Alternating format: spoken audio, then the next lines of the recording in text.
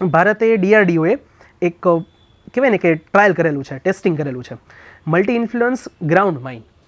હવે માઇન એટલે શું હોય કે એની ઉપર કંઈ પણ પગ કે કંઈ પડે ને કોઈ પણ સોલ્જરનો એટલે બ્લાસ્ટ થાય. એ પછી આપણી એક સંસ્થા છે Indian national centre for ocean information service. એને એક સબમરીન કેબલ નો પ્રોજેક્ટ શરૂ કરેલો છે. વિન્ઝીજામ કરીને એક ઇન્ટરનેશનલ સી પોર્ટ છે જે ભારતે બનાવેલું છે અને એ આવેલું છે તિરુવનંતપુરમ, કેરલામાં. હવે આ છે ને ભારતનું સૌથી પહેલું ડીપ સી પોર્ટ છે, ડીપ વોટર પોર્ટ છે. 2024નું વર્ષ હતું એ ભારતનું સૌથી વધારે હિસ્ટોરિકલી સૌથી ગરમ વર્ષ હતું ટેમ્પરેચરના કન્સિડરેશનમાં. હવે આ જે રિપોર્ટ આપેલો છે એ ઇન્ડિયન મેટ્રોલોજીકલ ડિપાર્ટમેન્ટે આપેલો છે. સુપ્રીમ કોર્ટે એક જજમેન્ટ આપ્યું છે કે જે ડિજિટલ એક્સેસ છે એ ફંડામેન્ટલ રાઇટ છે. એ પછી 21 નંબર પર મહારાષ્ટ્ર એક ઇલેક્ટ્રોનિક વ્હીકલની પોલિસી નવી બનાવેલી છે.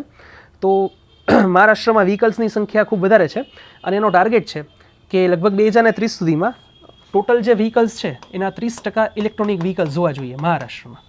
કેન્દ્ર સરકારે કાસ્ટ બેઝ જે સેન્સસ છે એ કરવાનું નક્કી કરેલું છે. કેનેડામાં નવા PM આવ્યા છે, માર્ક કાર્ની. નમસ્કાર, મેના ફર્સ્ટ વીકના કરંટ અફેર્સમાં બધાનું સ્વાગત છે. 17 નંબર ઉપર આવજો, ત્યાંથી સ્ટાર્ટ કરવાનું આપણે કન્ટિન્યુ કરવાનું હતું. કેનેડામાં નવા PM આવ્યા છે, માર્ક કાર્ની. હવે કેનેડામાં આની પહેલાં જે જસ્ટિન ટ્રુડો હતા એની સાથે આપણે થોડોક પ્રોબ્લેમ થઈ ગયો હતો અમુક જે ઘટનાઓ બની તેના કારણે. તો કેનેડા સાથેના જે રિલેશન્સ હતા એમાં બહુ તકલીફ આવી હતી ડિપ્લોમેટ્સને બધા ડિપ્લોમેટિક લેવલ ઉપર. હવે ત્યાં સરકાર ચેન્જ થઈ ગઈ છે અને ત્યાં પણ ઇન્ટરનલ પ્રેશર પણ ઘણું બધું હતું. એમાં એવું હતું જસ્ટિન ટ્રુડો છે ને એનું થોડુંક છે ને આપણા ઇન્ડિયા જેવું હતું થોડુંક, કે એની જે કહેવાય ને કે પોઝિશન હતી પ્રાઇમ મિનિસ્ટરની એ થોડુંક ફેમિલી બેકગ્રાઉન્ડ એનું એવું હતું કે એના ફાધર પણ પ્રાઇમ મિનિસ્ટર હતા કેનેડાના જે તે સમયે. શું કહેવાય ને કે આપણે જેમ એક પાર્ટી છે અહીંયા એવી રીતે ચાલતું હતું કે થોડુંક હેરિડિટીવાળું હતું. તો ત્યાંથી ફાઇનલી હવે એમની સરકાર જતી રહી છે અને જે માર્ક કાર્ની જે છે એ નવા પ્રેસિડેન્ટ બની ગયા છે, પ્રાઇમ મિનિસ્ટર બન્યા છે. હવે અત્યારે કેનેડાને પાછું USA સાથે પ્રોબ્લેમ ચાલે છે કારણ કે USA ડોનાલ્ડ ટ્રમ્પ જે હતા એણે જે તે સમયે જ્યારે એ ઇલેક્શનના ઓલા મોડમાં હતા ને, કારણ કે એના સ્ટેટમેન્ટ એ પાછા એવા હોય જે હેડલાઇન બનતા હોય દરરોજ સવારમાં કે કેનેડા હશે 51મું સ્ટેટ હશે USAનું, પછી ગ્રીનલેન્ડ હશે 52મું બનશે. એટલે આમ લાઇનથી આમ રાહ જોતા હતા કારણ કે ઓલરેડી અત્યારે USAમાં 50 સ્ટેટ્સ છે અને એવું માનતા હતા કે કેનેડા તો આપણું ભાઈ જ કહેવાય એમ, એટલે એ આપણું જ સ્ટેટ છે. તો એનું તો ઓફિશિયલ સ્ટેટમેન્ટ હતું અને ટ્વીટે કર્યું હતું કે કેનેડા 51મું સ્ટેટ બનશે. એટલે થોડોક એ લોકોની ડિસ્પ્યુટ છે. ઓવરઓલ પાછું ટેરિફને બધું લગાવેલું છે કેનેડા ઉપર. ટૂંકમાં USA તો કોઈને બાકી નથી રહ્યા ટેરિફમાં, તો એ પણ ઘણા બધા ડિસ્પ્યુટ છે. ભારત માટે શું કામ અગત્યનું છે? પ્રાઇમ મિનિસ્ટર બદલા નહીં, રિજીમ ચેન્જ થઈને એ આપણા માટે ઇમ્પોર્ટન્ટ છે. કારણ કે જેમ વાત થઈ એમ કે આપણા જે જૂના ડિપ્લોમેટિક સંબંધ હતા જસ્ટિન ટ્રુડો સરકાર વખતે એ થોડાક બગડી ગયા હતા છેલ્લે. એમાં એવું હતું કે ખાલિસ્તાન થોડુંક ત્યાં વધારે મૂવમેન્ટ આગળ ચાલતી હતી. એનું રીઝન એવું હતું કે આની પહેલાંની જે ઇલેક્શન થયું હતું ને ત્યારે ખાલિસ્તાનના જે સપોર્ટર્સ છે એની એક પાર્ટી છે ત્યાં કેનેડામાં અને એને સારા એવા વોટ મળ્યા હતા. અને જે જસ્ટિન ટ્રુડોની ગવર્મેન્ટ હતી ને એની પાર્ટીની જરૂર હતી, એના સપોર્ટે એ પાર્ટી ટકેલી હતી, ગવર્મેન્ટ ટકેલી હતી. એના કારણે શું હતું કે એ થોડાક સોફ્ટ કોર્નર હતો એની સાઈડ. હવે આ વખતનું જે ઇલેક્શન થયું ને એમાં જે આ હાર્ડકોર્સ હતા જે લોકો ખાલિસ્તાની મુવમેન્ટવાળા એ લોકોને કંઈ સીટ મળી નથી. એટલે હવે ઓફિશિયલી કહી શકીએ કે જે ગવર્મેન્ટ છે, જે નવી ગવર્મેન્ટ, એની ઉપર ખાલિસ્તાનનું એવું બધું ઇન્ફ્લુઅન્સ નથી, વોટિંગનું ઇન્ફ્લુઅન્સ નથી કે એવું ન હોય કે એની સીટની જરૂર હોય. જેમ કે અત્યારે કેન્દ્ર સરકારમાં ફૂલ મેજોરિટીની ગવર્મેન્ટ નથી તો એને 2 અલગ અલગ પાર્ટીઝની જરૂર છે, રિજનલ પાર્ટીની. એવી પરિસ્થિતિ જસ્ટિન ટ્રુડો વખતે હતી, ખાલિસ્તાનની જરૂર હતી, હવે જરૂર નથી રહી. એટલે હવે ત્યાંની પબ્લિક એ સમજી ગઈ કે ભાઈ આવી જે હાર્ડકોર પાર્ટીઝ છે જે બીજા દેશમાં આવી રીતે એક્ટિવિટીઝને બધું ચલાવતી હોય તો એને સપોર્ટ ન કરાય. એટલે ત્યાં પણ હવે પરિસ્થિતિ સુધરી ગઈ છે. અને એ સિવાય એમાં જે છે ને અલગ અલગ ડેટા આપ્યો છે કે ઇન્ડિયાને આપણું કહી શકીએ કે ઇન્ડિયા અને કેનેડાનું બેયનું ટ્રેડ કેટલું થાય છે, કઈ રીતે છે. અને આપણા લગભગ 30 લાખ લોકો ત્યાં રહી છે, 4.5 લાખ સ્ટુડન્ટ્સ છે. તો એક ટ્રેન્ડ છેલ્લા 3, 4, 5, 6 વર્ષથી ચાલે છે કે કેનેડા જવાનો સ્ટુડન્ટ્સનો. તો એના કારણે પણ આપણું ઇકોનોમીમાં ત્યાં બહુ મોટું કોન્ટ્રીબ્યુશન છે. કેનેડા દેશ બહુ મોટો છે પણ પોપ્યુલેશન 4-5 કરોડ જેટલી જ છે. તો રિસોર્સિસ બહુ ઝાઝા છે અને એના માટે કહેવાય ને કે માણસો નથી તો એને ખાસ તો પોપ્યુલેશનની જરૂર છે. આપણે એ ઊંધું છે, વિસ્તાર નાનો છે અને માણસો ઝાઝા છે એટલે બે વાયસા વર્ષા સિચ્યુએશન છે. ચલો, અને હા, ઇન્ડિયાનું જે ઇમ્પોર્ટ છે કેનેડામાંથી લગભગ $4.8 બિલિયન છે અને એક્સપોર્ટ છે લગભગ $3.8 બિલિયન, એટલે લગભગ બેલેન્સ છે. ભલે આપણે ટ્રેડ ડેફિસિટમાં છીએ એની સાથે, ડેફિસિટ એટલે ખાધમાં, પણ ઓવરઓલ બેલેન્સ છે, એટલું બધું કંઈ ખાસ ડિફરન્સ નથી. પછી 18 નંબર ઉપર જોજો, ગ્લોબલ વિન્ડ એનર્જી કાઉન્સિલ છે, GWEC.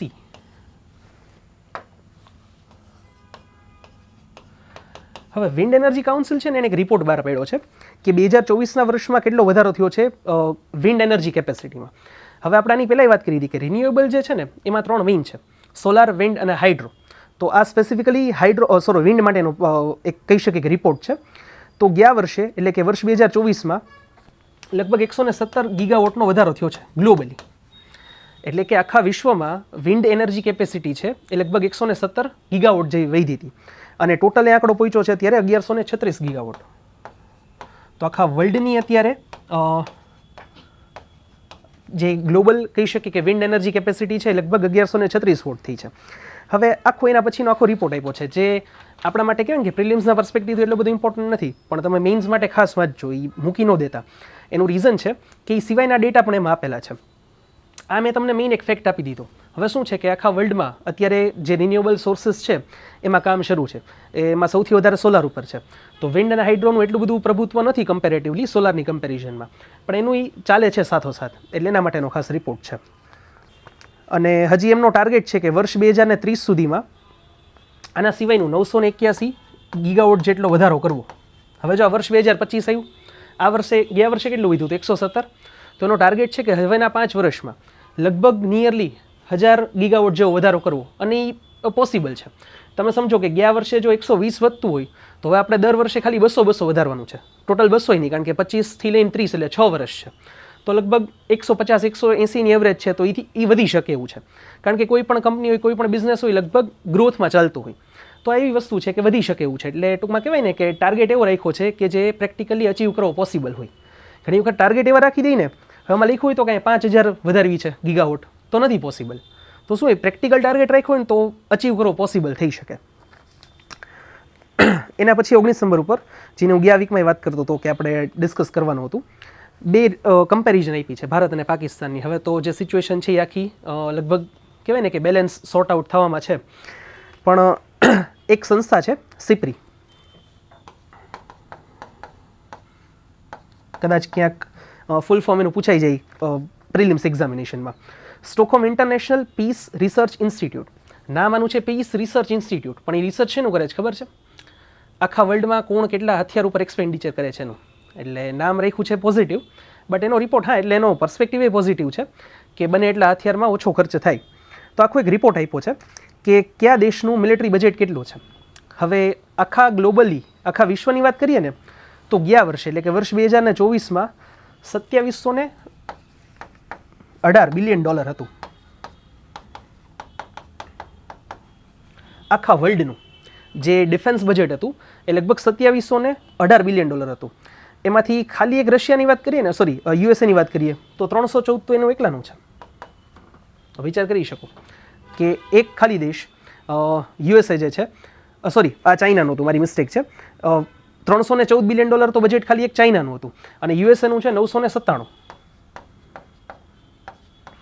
હવે તમે જોશો લગભગ તો 2700 આને ગણીએ એવરેજ અને આને 1000 ગણીએ તો લગભગ આખા વર્લ્ડનું 1/3+ જે મિલિટરી બજેટ છે એ અમેરિકા શેર કરે છે.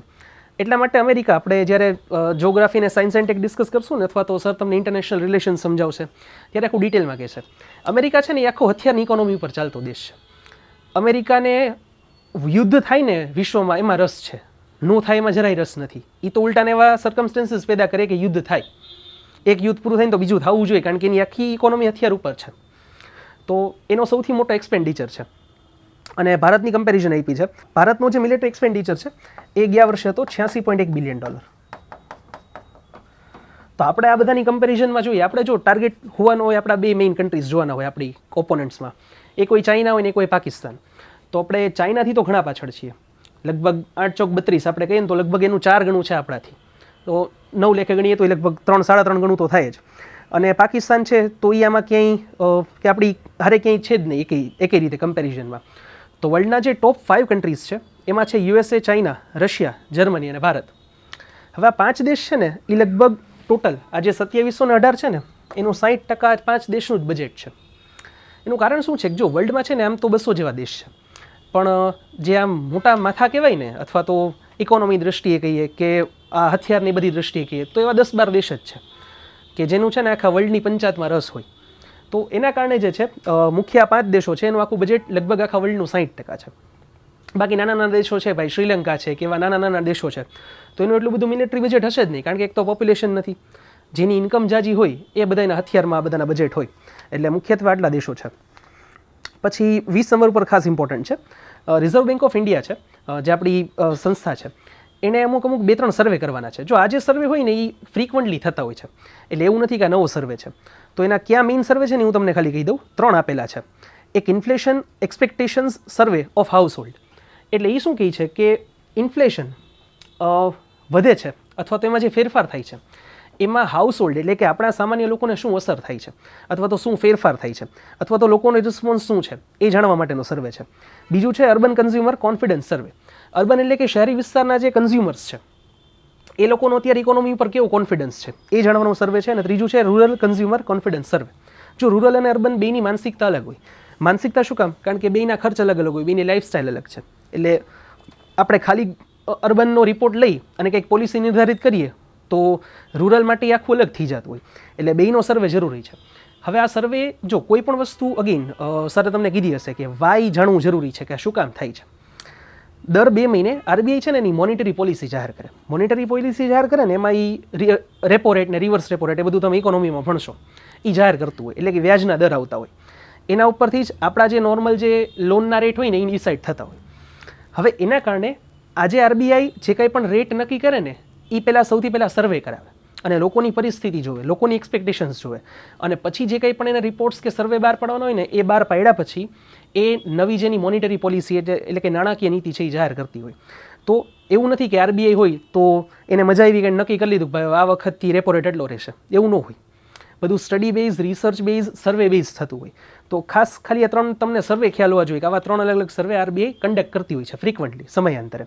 કોઈ ફિક્સ મંથ નથી હોતો કે ભાઈ દર 2 મહિને આ સર્વે થતો હોય. મોનિટરી પોલિસીનો ફિક્સ ટાઈમ છે પણ સર્વેનો કોઈ ફિક્સ ટાઈમ નથી. એ પછી 21 નંબર પર મહારાષ્ટ્ર એક ઇલેક્ટ્રોનિક વ્હીકલની પોલિસી નવી બનાવેલી છે. તો મહારાષ્ટ્રમાં વ્હીકલ્સની સંખ્યા ખૂબ વધારે છે અને એનો ટાર્ગેટ છે કે લગભગ 2030 સુધીમાં ટોટલ જે વ્હીકલ્સ છે એના 30% ઇલેક્ટ્રોનિક વ્હીકલ્સ હોવા જોઈએ મહારાષ્ટ્રમાં. એની આ પોલિસી છે. તો આપણે ખૂબ સારી પોલિસી છે, કારણ કે આપણે જે ગોલ રાખ્યા છે સસ્ટેનેબલ ડેવલપમેન્ટ માટે કે પર્યાવરણ બચાવવા માટે, તો એનો સૌથી મોટો રિસોર્સિસ હશે કે એનર્જી. કે આપણું જેટલું પણ ઓઇલ છે અથવા તો કહી શકીએ કે કોલસો છે એના ઉપરની ડિપેન્ડન્સી ઘટશે ને, તો એ ઘટાડવા માટે શું જોઈએ? Electric vehicles. તો એ હશે તો ડિપેન્ડન્સી ઘટશે ને, તો આપણે કહી શકીએ કે સસ્ટેનેબલ ડેવલપમેન્ટના ગોલ્સ અચીવ થઈ શકશે. તો એના કારણે મહારાષ્ટ્ર એક એની આખી પોલિસી છે. પોલિસી તમે ડિટેલમાં વાંચી શકશો. તમને ખ્યાલ હોય ને, અચ્છા કોઈ છે ઇલેક્ટ્રિક વ્હીકલ યુઝ કરવાવાળું અહીંયા? કોઈની ખરે? યસ. તો ક્યારે લીધું હતું? હા. તો ત્યારે તમને ઓલી પેલી એટલે પૂછવાનું ઇન્ટેન્શન એટલે હતો કે ત્યારે ગુજરાત સરકાર છે ને પેલી આપતી હતી બેનિફિટ, સબસિડી આપતી હતી લગભગ. એ તમને મળેલી છે? કારણ કે લગભગ 3-1 વર્ષ પહેલાં છે ને ગુજરાત સરકાર હમણાં બંધ કરી દીધી છે. 20,000ની સબસિડી આપતી હતી ઇલેક્ટ્રિક વ્હીકલ ઉપર. તો એ આપણે ગુજરાતે બંધ કરી દીધી છે. હવે મહારાષ્ટ્ર સરકારે હવે શરૂ કરી છે. પૂછવાનું ઇન્ટેન્શન એટલે હતો. એટલે ડિપેન્ડ કરે કે 2 વ્હીલર છે, 4 વ્હીલર છે કે કોઈ કમર્શિયલ વ્હીકલ છે. તો એમાં અલગ અલગ કેટેગરી રાખી છે. 10,000થી લઈને 20 લાખ સુધીની સબસિડી આપશે. ફોર એક્ઝામ્પલ કોઈ પ્રાઇવેટ કંપની છે, જેમ કે ટ્રાવેલ્સની બસીસ હોય, તો એ લોકો જો ઇલેક્ટ્રિક બસીસમાં શિફ્ટ થાય ને તો એને 20 લાખ સુધીની પર બસ જે છે સબસિડી આપવામાં આવશે. એટલે ડિપેન્ડ કરે કે 10,000થી લઈ નાનું વ્હીકલ હોય તો 10,000 અને મેક્સિમમ હોય તો કમર્શિયલ વ્હીકલ હોય, બસ કે ટ્રક કે હોય, તો એમાં 20 લાખ સુધીની સબસિડી ગવર્મેન્ટ આપશે. એના કારણે થાય શું કે જે લોકો નવું વ્હીકલ લે ત્યારે એને જો કંઈક ફાઇનાન્શિયલ બેનિફિટ થતો હોય તો એ લોકો વિચારે કે ભાઈ ઠીક ચાલો ને હવે નવું વ્હીકલ લેવું જ છે તો પેટ્રોલના બદલે આપણે ઇલેક્ટ્રિકમાં શિફ્ટ થઈએ. તો શું ગવર્મેન્ટ આવા ઇન્સેન્ટિવ્સ આપે ને તો કોઈ પણ યોજના છે એ સક્સેસફુલી ઇમ્પ્લિમેન્ટ થઈ શકે. અને જે ગયા વર્ષ હતું, વર્ષ 2024, એમાં આખા ભારતમાં જેટલા પણ ઇલેક્ટ્રોનિક વ્હીકલ્સ વેચાણા, ઇલેક્ટ્રિક વ્હીકલ્સ, એમાં 12% શેર ખાલી એકલા મહારાષ્ટ્ર સ્ટેટનો હતો. તો એના કારણે પણ એમની પોલિસી જે આ 30% એમનો ટાર્ગેટ છે 2030 સુધીનો એ અચીવ કરવો પોસિબલ છે. તો આશા કરીએ છીએ તમને પસંદ આવે છે લેક્ચર સિરીઝ. કોઈ ક્વેશ્ચન હોય કમેન્ટ સેક્શનમાં પૂછી લેજો. ચેનલ સબસ્ક્રાઇબ ન કરી હોય તો કરી લેજો. મિત્રો સાથે શેર કરવાનું ભૂલતા નહીં. અને આપણી બંધારણ લેક્ચર સિરીઝ આવી ગઈ છે, ન જોઈ હોય તો જોઈ લેજો. વૈદિક મેથ્સની લેક્ચર સિરીઝ મારા ફાધરની યુટ્યુબ ઉપર પડી છે, એ પણ જોઈ લેજો.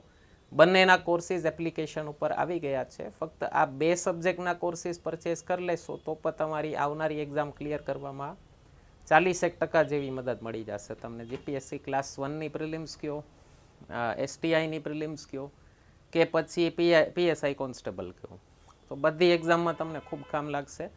તો ન કર્યા હોય તો કોર્સીસ પરચેસ કરી લેજો, ખૂબ ફાયદો થશે તમને. કન્ટિન્યુ કરીએ છીએ આજના લેક્ચરથી. મળી ગઈ બધાને નવી PDF? ડન. એમાં પહેલા નંબર ઉપર જ આવજો, સૌથી વધારે ઇમ્પોર્ટન્ટ ત્યાંથી જ શરૂઆત થાય છે. ચલો, તો 1 નંબર ઉપર કેન્દ્ર સરકારે કાસ્ટ બેઝ જે સેન્સસ છે એ કરવાનું નક્કી કરેલું છે. હવે આ છે ને એક સળગતો પોલિટિકલ મુદ્દો છે. આની ઉપર કોઈ પણ સ્ટેટમેન્ટ આડાવડું અપાઈ જાય ને એટલે દેશમાં રાયોટ્સ થઈ જાય એવી પરિસ્થિતિ છે. એટલે આની જે ડિમાન્ડ છે એ વિપક્ષ છે, જે અત્યારે ગવર્મેન્ટમાં નથી, એ સિવાયની બધી પાર્ટીઝ, એ ઘણા વખતથી ડિમાન્ડ કરે છે સરકાર પાસે કે ભાઈ જે નવી વસ્તી ગણતરી થાય ને એ કાસ્ટ બેઝ થાય. એટલે એમાં છે ને કાસ્ટનો ડેટા પણ સાથે લેવામાં આવે અને એ પણ ડિક્લેર કરવામાં આવે. હવે અત્યાર સુધીની જે સેન્સસ થતું વસ્તી ગણતરી, જો વસ્તી ગણતરીની શરૂઆત કરેલી હતી અંગ્રેજોએ 1862થી, પછી 1871થી ટૂંકમાં દર 10 વર્ષે કન્ટિન્યુઅસ વસ્તી ગણતરી થાય છે ભારતમાં. હવે જે છેલ્લી કાસ્ટ બેઝ સેન્સસ થયો હતો ને એ હતો 1931, 1931માં, જ્યારે બ્રિટિશર્સ હતા. 1941માં થયો ને ત્યારે કાસ્ટ બેઝ કર્યો હતો, પણ એને ડેટા ડિક્લેર નહોતો કર્યો, કારણ કે ત્યારે વર્લ્ડ વોર ચાલતું હતું. હવે એને એવું બાનું આપ્યું વર્લ્ડ વોર ચાલે છે ને એટલે કાસ્ટનો ડેટા ડિક્લેર નથી કરવો, એવું બાનું આપીને એને સ્કીપ કર્યું, અવોઇડ કર્યું. હવે આપણે સ્વતંત્ર થયા 47માં, એ પછી પહેલી વસ્તી ગણતરી થઈ હતી 1951માં, જે ભારત સરકાર, જે સ્વતંત્ર સરકારે વસ્તી ગણતરી કરી હતી. હવે જવાહરલાલ નહેરુ છે ને એ આની અગેન્સ્ટમાં હતા કે કાસ્ટ બેઝ સેન્સસ ન થવા જોઈએ, કારણ કે એના કારણે થાય શું કે લોકોની જે આ આપણે જે જાતિવાદનો જે આ તકલીફ છે ભારતમાં, એ આનાથી વધશે, ઘટશે નહીં. તો જે વસ્તુથી સોશિયલ પ્રોબ્લેમ્સ વધતા હોય એ વસ્તુ અવોઇડ કરવી જોઈએ. એટલે જવાહરલાલ નહેરુ, એના પછી ઇન્દિરા ગાંધી, રાજીવ ગાંધી બધાની અગેન્સ્ટમાં હતા કાસ્ટ બેઝ સેન્સસનું. પણ અત્યારે પોલિટિક્સ જે છે એ આખું ચેન્જ થઈ ગયું છે 75 વર્ષમાં. એટલે અત્યારે બધાનું વોટ બેંક ઉપર જે પોલિટિક્સ ચાલે છે એના કારણે ખાસ કરીને જે સેન્ટ્રલ ગવર્મેન્ટ છે અત્યારે, બીજેપી ગવર્મેન્ટ, હવે એની અત્યારે પોતાની મેજોરિટી નથી પૂરેપૂરી. એની જે બે મેઇન સપોર્ટિવ પાર્ટી છે, ચંદ્રબાબુ નાયડુ અને નીતિશ જે કુમાર છે એની, નીતિશ કુમાર વર્ષોથી, ટૂંકમાં વર્ષોથી એટલે છેલ્લા થોડાક વર્ષથી એ એની સપોર્ટમાં હતા કે કાસ્ટ બેઝ સેન્સસ થવો જોઈએ. એનાથી શું, જો આનો છે ને બે એડવાન્ટેજ અને ડિસએડવાન્ટેજ બે હોય. જે કાસ્ટનો સર્વે આવશે ને એનાથી એનો ઉપયોગ એ રીતે થઈ શકે કે કઈ જગ્યાએ કેટલા લોકોની વસ્તી, કઈ કાસ્ટના લોકોની કેટલી વસ્તી છે. તો એનો પોલિટિકલ એડવાન્ટેજ મળી શકે કે ત્યાં કયો કેન્ડિડેટ રાખવો, સ્પેરમાં કયો કેન્ડિડેટ રાખવો, આ બધું થઈ શકે. એકચ્યુઅલ બેનિફિટ બીજો પણ થઈ શકે કે વેલફેર સ્કીમ્સ બનાવવા માટે પણ થાય કે કઈ જગ્યાએ કેટલી કાસ્ટની પોપ્યુલેશન કેવી છે, એ લોકોની આર્થિક પરિસ્થિતિ શું છે. જો આર્થિક પરિસ્થિતિ તો હોવાની જ છે સેન્સસમાં, પણ એ કયા કાસ્ટના લોકોની છે એનો પણ આઈડિયા આવે. તો એના કારણે પોલિસી બનાવવામાં પણ હેલ્પફુલ થાય. પણ શું છે, બે ધારી તલવાર છે, ડબલ એજેડ સ્વોર્ડ છે. એટલે જો આનો ઉપયોગ નેગેટિવલી કરે તો સરકાર માટે પણ એક માથાકૂટ થઈ જાય. એટલે હવે બધી ચાલે છે ડિસ્કશન કે કઈ રીતે કરવું, પણ ફાઇનલી અત્યાર સુધી સરકાર એની અગેન્સ્ટમાં હતી કે ભાઈ કાસ્ટ બેઝ સેન્સસ અમે નહીં કરાવીએ. બીજેપી ગવર્મેન્ટ છે એને અત્યાર સુધી કીધું હતું. પણ હવે શું છે, જેમ વાત કીધી એમ કે અત્યારે એની સરકાર ટકેલી છે નીતિશ કુમાર ઉપર અને ચંદ્રબાબુ ઉપર, તો એના કારણે હવે નક્કી કર્યું એવું લાગે છે. એટલે હવે સાચું તો આમાં ખબર ન પડી શકે.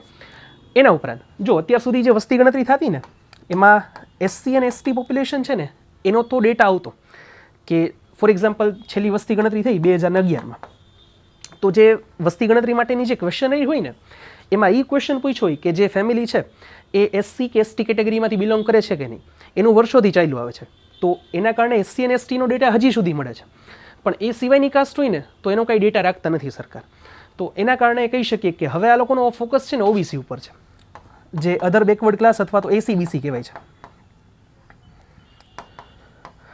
કારણ કે OBCની પોપ્યુલેશન એવું માનવામાં આવે છે કે OBCને અનામત મળે છે 27.5%, પણ કહી શકીએ કે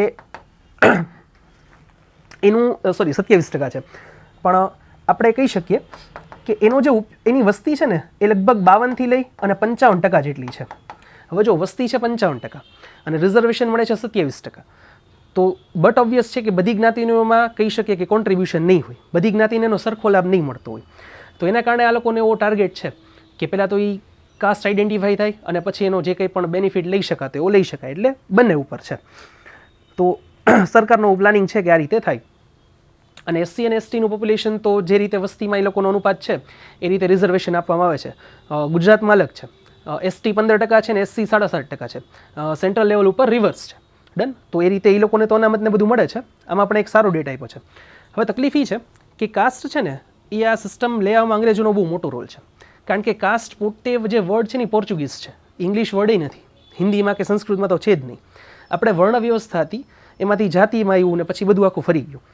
હવે આનાથી હું તમને જે કહું છું ને કે સોશિયલ પ્રોબ્લેમ્સ વધશે એનું એક બેઝિક ઉદાહરણ આપું. 1901નો જો આ હું ગવર્મેન્ટના રિપોર્ટ કોટ કરું છું, એટલે કોઈ આપણા ઘરના બનાવેલી વાતો નથી, એટલે ઘણી વખત શું ડિસ્ક્લેમર આપવું બહુ જરૂરી થઈ જાય.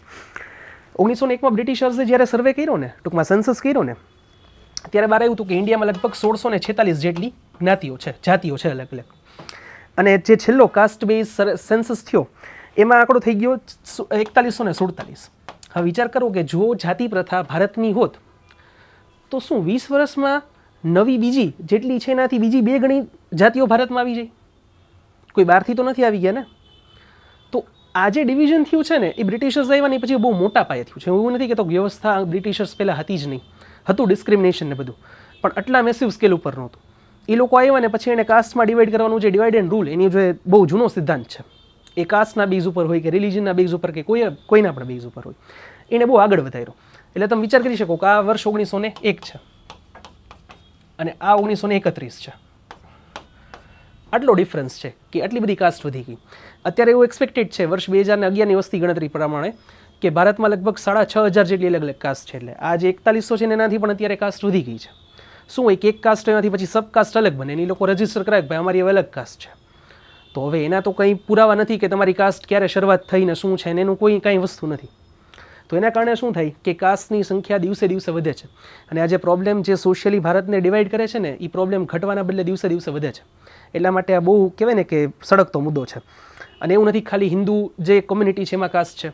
જ્યારે બ્રિટિશર્સનો ડેટા કહું છું 1931નો, અગેન મારો એમાં કંઈ જ પોતાનો ઘરનો ડેટા નથી. ક્રિશ્ચનની અંદર 300+ કાસ્ટ ત્યારે આઈડેન્ટિફાઈ થઈ હતી અને મુસ્લિમ્સમાં પણ 500થી વધારે કાસ્ટ ત્યારે આઈડેન્ટિફાઈ થયેલી છે. અમુક કાસ્ટ હિન્દુ, ક્રિશ્ચન, મુસ્લિમ્સ ત્રણેયમાં છે. ટૂંકમાં એક સ્પેસિફિક કાસ્ટ હોય તો એ ફોલો કરતા અલગ અલગ ધર્મના લોકો છે. તો ઘણો બધો ડેટા છે, તમે વાંચી શકશો એમાં. અને હવે સરકારનો જે એક ટાર્ગેટ છે કે લગભગ 2026માં વસ્તી ગણતરી થશે, કારણ કે એના પછી ડિલિમિટેશનની પ્રોસેસ પણ કરવાની છે, સીમાંકન. એ તમે બંધારણમાં પણ ભણશો ને આપણે પણ ડિસ્કસ કરશું એના ઉપર. ચલો પછી 3 નંબર ઉપર આવજો. સુપ્રીમ કોર્ટે એક જજમેન્ટ આપ્યું છે કે જે ડિજિટલ એક્સેસ છે એ ફંડામેન્ટલ રાઇટ છે. હવે આર્ટિકલ 21 અંતર્ગત તમે અત્યારે લગભગ બંધારણ ભણતા હશો, એના અંતર્ગત જીવન જીવવાનો મૂળભૂત અધિકાર છે.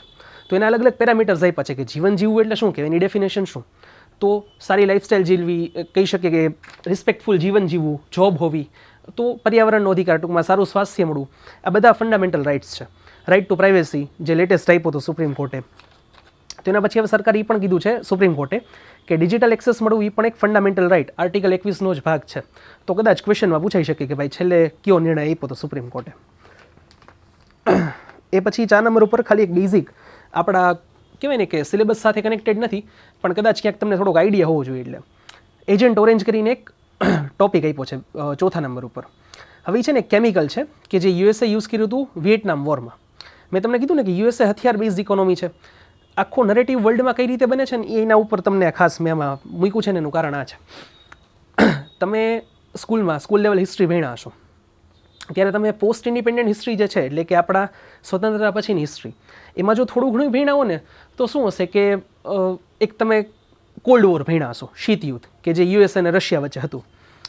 યુએસએ 1950 પછી એટલે કે સેકન્ડ વર્લ્ડ વોર પછી ઘણા બધા વોર લડ્યા છે. સૌથી પહેલું વોર એ લડ્યું હતું કોરિયામાં. એ કોરિયા સામે વોર હારેલું છે યુએસએ. એ પછી વોર હતું એનું વિયેટનામ સાથે જેમાં આપેલું છે 1965 થી 75. વિયેટનામ જેવો ઓળોકડો નાનકડો દેશ યુએસએને 10 વર્ષ સુધી હંફાયો અને યુએસએ છેલ્લે હારીને ત્યાંથી પાછું આવતું રહ્યું. એ પછી યુએસએનું વોર થયું ગલ્ફમાં, મિડલ ઇસ્ટમાં ઘણા બધા કન્ટ્રીઝ સાથે, ઈરાન, ઇરાક, લીબિયા, બધા કન્ટ્રીઝ સાથે. એનું કારણ શું છે? યુએસ અગેન મેં કીધું હથિયાર બેઝડ ઇકોનોમી છે. આખી છેલ્લી સદીમાં 20મી સદીમાં લગભગ એણે 12 થી 15 ટ્રિલિયન ડોલર, એટલે રૂપિયામાં કહું ને તો લગભગ 100 થી 150 લાખ કરોડ રૂપિયા, આજના જમાનાના કહું છું ડોલરના ભાવ ઉપર. પણ તમે વિચાર કરી શકો કે જેમ જેમ તમે જૂનામાં જાઓ ને એમ રૂપિયાની કિંમત વધારે હોય, સમય જાય એમ રૂપિયાની કિંમત ધીમે ધીમે ઘટે. આજે 100 રૂપિયાનું જે વસ્તુ આવતું એના કરતાં 10 વર્ષ પહેલાં 100 રૂપિયામાં જાજી વસ્તુ આવતી, અને એ જ વસ્તુ 1901માં કહું તો ઘણી જાજી આવતી. તો વિચાર કરી શકો કે આખા વર્ષમાં આટલા વર્ષમાં 120 લાખ કરોડ રૂપિયા જેવા એણે વોરમાં વાપરા. એનાથી થયું શું, ત્યાંની હથિયારની કંપનીના બેનિફિટ, બીજું કાંઈ નહીં. અફઘાનિસ્તાનમાં પણ વોર હાર્યું 2001થી લઈને 2021, છેલ્લે ત્યાંથી નીકળી ગયું. તો યુએસએ વોર હારે ને તો એની પાછી જીત જ હોય, કારણ કે એને જ હથિયાર વેચ્યા હોય. એટલે અલ્ટિમેટલી એ વોર હારે જીતે એને કાંઈ ફેર ન પડે, એને તો પૈસા મળતા હોય. એટલે બહુ ખરાબ વસ્તુ છે. હવે આ એડ કર્યું એનું કારણ છે કે એક કેમિકલ હતું કે એનું છે ને, એમાં એવું હતું કે વિયેતનામ છે ને એ બહુ ડિફિકલ્ટ ટેરેન હતું એના માટે. તો એ ત્યાં જતા ને તો ગોરીલા વોરફેરથી લોકો લડતા વિયેતનામવાળા, કારણ કે એ ડાયરેક્ટલી લડી શકે એમ હતા જ નહીં યુએસએ સામે, કારણ કે યુએસએ પાવરફુલ તો બહુ પહેલેથી હતું. તો એના કારણે એ શું કરતા કે ત્યાંના જંગલોમાં જંગલવાળો વિસ્તાર હતો, તો એ છે ને આ સ્પ્રે છાંટી દેતા, સ્પ્રે અથવા તો ગેસ જેવું. એના કારણે આખી જે બાયોડાયવર્સિટી છે, પશુ પક્ષીઓ, જે વૃક્ષો છે એ અને માણસો, આ બધાને નુકસાન થયું છે. અને લગભગ જે ડેટા અવેલેબલ છે એના ઉપરથી હું કહું છું, આમાં અગેન પાછું મારું કાંઈ ઘરનું નથી. આની જે ઇફેક્ટ છે હ્યુમન બોડીમાં લગભગ 11 થી 15 વર્ષ રહી છે. અને કહેવાય ને કે ઘણા બધા લોકોના આના કારણે ડેથ થયેલા છે. અને લગભગ 50 લાખ હેક્ટર જેટલો જે વિસ્તાર છે, એકર જેટલો વિસ્તાર, એ જંગલનો નાશ થઈ ગયો હતો આના કારણે, આ સ્પ્રેઝના કારણે. કારણ કે વૃક્ષો જે છે એ ધીમે ધીમે એમાંથી ટૂંકમાં મૃત્યુ પામ્યા ઇન ધ સેન્સ કે આખા પડી ગયા. અને ઘણી બધી જે પોપ્યુલેશન છે ત્યાંની વસ્તી, એને પણ આની અસર થઈ હતી. લગભગ એના પછી આ યુએસએ આ બધું કર્યું ને એના પછી લગભગ 1.5 લાખ બાળકો, જેમ કોઈ ન્યુક્લિયર વેપન યુઝ થાય હિરોશીમા નાગાસાકી, તમે સાંભળતા હશો કે ત્યાંના જે બાળકો છે એ જન્મે તો ખોડ ખાપણવાળા હોય, કંઈ પણ ફિઝિકલ મેન્ટલી એ ડિસેબલ્ડ હોય. એ પછી ત્યાં 1.5 લાખ બાળકો એવા જન્મમાં કે જેમને કંઈક ને કંઈક સિરિયસ ઇસ્યુઝ હતા. તો લગભગ કહેવાય ને કે ન્યુક્લિયર બોમ્બ જેવી ઇફેક્ટ એની જોવા મળી. પણ આવું તમે ક્યાંય વાંચશો નહીં એકે હિસ્ટ્રીમાં. તમને તો પહેલાં કદાચ મને નથી લાગતું કોઈને પણ એવું સાંભળ્યું હશે કે યુએસ અને વિયેતનામનો વોર થયું, ખ્યાલ હતો કોઈ નાની પહેલાં? નહીં ને. ગ્લોબલ નરેટિવ આમ સેટ થાય કે તમે વોર લડ્યા છો, તમે હારી ગયા હતા, એટલે તમે ક્યાંય ગ્લોબલ હિસ્ટ્રીમાં ભણાવ્યું નથી અને કોઈને ખબર નથી. અને હિટલરનો ગેસ ચેમ્બરનો તમે બધાય સાંભળ્યું હશે કે 60 લાખ યહૂદીને પૂરી દીધા હતા અને મારી નહીં ખાતા. તો આ ગેસ ચેમ્બર જ હતું, પણ આ ઓપન ગેસ ચેમ્બર હતું. તો પોતે એ જ વસ્તુ કરે તો એ ક્યાંય બતાવવાની નહીં, બીજાની બતાવવાની. એટલે હું હિટલરનો સમર્થક નથી હો, પહેલી વાત. હા, પણ જો જસ્ટિફાઈ હોય ને તો બે જસ્ટિફાઈ હોય, ન હોય તો એકેય ન હોય. એટલે શું ગ્લોબલી આખું જે કંઈ પણ ચાલતું હોય નરેટિવ ઉપર આખી દુનિયા ચાલે છે. આપણે શું વિચારીએ છીએ ને આપણા કંટ્રોલમાં છે જ નહીં, આપણે બીજાના કંટ્રોલમાં છીએ. તો એના માટે સ્વતંત્ર વૈચારિકવાળી માનસિકતા હોવી જોઈએ ને આપણી ખાસ જરૂરી છે. અને ખાસ કરીને એ પણ જે તમે કોમ્પિટિટિવ એક્ઝામ્સ માટે પ્રિપેરેશન કરો છો એના માટેની વાત છે. ડન. એ પછી 5 નંબર ઉપર ખાલી એક બેઝિક છે, આનું પણ અગેન ડિટેલમાં તમે વાંચી લેજો, કારણ કે એટલું બધું ખાસ ઇમ્પોર્ટન્ટ નથી. કર્ણાટકના એક ફિલોસોફર હતા બસવેશ્વર, એમની એક આખી આપેલી છે લાઈફ સ્ટોરી. એમની 892મી બર્થ એનિવર્સરી ઉજવેલી હતી. કર્ણાટકમાં એમનું બહુ પ્રોમિનન્ટ નામ હતું. એટલે તમને કહેવાય ને કે હિસ્ટ્રીમાં કદાચ અથવા તો કલ્ચરમાં ક્યાંક ક્વેશ્ચન આના ઉપર પૂછાઈ શકે, કારણ કે એમનું ભક્તિ મુવમેન્ટમાં બહુ મોટું કોન્ટ્રીબ્યુશન હતું કર્ણાટકમાં. અને જે સોશિયલ પ્રોબ્લેમ્સ હતા, જાતિવાદ ને બધું જે તે સમયે, તો એમને પણ દૂર કરવામાં એક એમનો બહુ મોટો ઇમ્પોર્ટન્ટ રોલ હતો. અને કર્ણાટકમાં એક સમુદાય છે, લિંગાયત સમુદાય કહેવાય છે. એમની પોપ્યુલેશન પણ ઠીકઠાક એવી છે, શૈવપંથી છે. તો એ કમ્યુનિટીમાંથી આવતા હતા. અને એમની જે જયંતિ છે એ કર્ણાટક, મહારાષ્ટ્ર, આંધ્રપ્રદેશ અને તેલંગાણા, આ જે આખો વિસ્તાર છે ત્યાં બહુ મોટા પાયે ઉજવાય છે. એટલે કલ્ચરમાં કદાચ ક્વેશ્ચન પૂછાઈ શકે ક્યાંક. પછી 6 નંબર ઉપર જોજો, MOSPI છે સરકારનું એક ministry of statistics and programme implementation. હવે આ છે ને અલગ અલગ સર્વિસ કરાવે છે ભારતમાં. એમાં આ જે સર્વે હતો એ સર્વિસ સેક્ટર ઉપર હતો. એટલે જે ઇકોનોમીના 3 અલગ અલગ સેક્ટર હોય, એગ્રીકલ્ચર, ઇન્ડસ્ટ્રી અને સર્વિસ સેક્ટર. તો સર્વિસ સેક્ટર ઉપરનો આખો સર્વે છે કે કેટલી કંપનીઓ છે રજિસ્ટર્ડ, અને એમાંથી કેટલી કંપનીઓ કઈ રીતે એમ્પ્લોયમેન્ટ આપે છે. તો લગભગ ભારતમાં 82.40% જે કંપનીઝ છે એ પ્રાઇવેટ લિમિટેડ છે. અને એ સિવાયની કાં તો ગવર્મેન્ટ કંપનીઝ છે, એટલે કે પબ્લિક સેક્ટર અંડરટેકિંગ્સ, અને અથવા તો અમુક લિમિટેડ કંપનીઝ છે કે જે લિસ્ટેડની રીતે ન હોય. તો આખો એક સર્વે આપેલો છે. એ પછી 7 નંબર ઉપર આની ચર્ચા છે ને લગભગ હું 5મી કે 6ઠ્ઠી વાર કરું છું. એનું કારણ છે કે વસ્તુ એકને એક જ છે, પણ અલગ અલગ માધ્યમો થ્રુ આવે ને એટલે મારે એકવાર તમારી સામે રિપ્રેઝેન્ટ કરવી જરૂરી છે. અને લગભગ સ્ટુડન્ટ્સ પણ ફરી જતા હોય એટલે વસ્તુ તો એના જ આવે. 2024નું વર્ષ હતું એ ભારતનું સૌથી વધારે હિસ્ટોરિકલી સૌથી ગરમ વર્ષ હતું ટેમ્પરેચરના કન્સિડરેશનમાં. એનું રીઝન એ છે કે ગ્લોબલ વોર્મિંગ એટલી હદે વધે છે કે લગભગ તમને હું જે કહું છું ને, લગભગ દરેક વીકે મારી પાસે એકાદ એવો રિપોર્ટ આવશે ક્લાઇમેટ ચેન્જ રિલેટેડ, જે એકલામાં હું કરંટ અફેર્સમાં મૂકીશ. હવે આ જે રિપોર્ટ આપેલો છે એ ઇન્ડિયન મેટ્રોલોજીકલ ડિપાર્ટમેન્ટે આપેલો છે, IMD. હવે શું છે કે આવા રિપોર્ટ વર્લ્ડની ઘણી બધી અલગ અલગ સંસ્થાઓ આપતી હોય તો દર વખતે આવતું હોય. એટલે 5-6 સંસ્થા એકને એક વાત કીધી હોય, પણ આ ભારતનું જે મેટ્રોલોજીકલ ડિપાર્ટમેન્ટ છે એને જે રિપોર્ટ આપ્યો છે એટલે ખાસ રિપ્રેઝન્ટ કરવો તમારી સામે વધારે ઇમ્પોર્ટન્ટ છે. ખાલી એક ખાસ નોટ ડાઉન કરજો કે ક્લાઇમેટ છે એ આપણે જોગ્રાફીમાં ભણશું, એ કહેવાય ને કે લાંબા ગાળાની પ્રોસેસ છે. તો એના માટે એક બેઝ યર લેતા હોય કે એને અનુલક્ષીને એ લોકો નક્કી કરે કે તાપમાનમાં કેટલો વધારો આવ્યો છે. હવે એ છે ને લગભગ 30 વર્ષનો સમયગાળો લેતા હોય એવરેજ ટેમ્પરેચર માટે. તો આ વર્ષનું જે આપણું આવ્યું હતું ને વર્ષ 2024નું, એના માટે જે બેઝ યર લીધું છે અથવા તો જે ટાઈમ પિરિયડ લીધો છે એ લીધો છે 1991 થી 2020. એ દર વખતે ચેન્જ કરતા હોય. તો જે લેટેસ્ટ છે એ આ લીધેલું છે.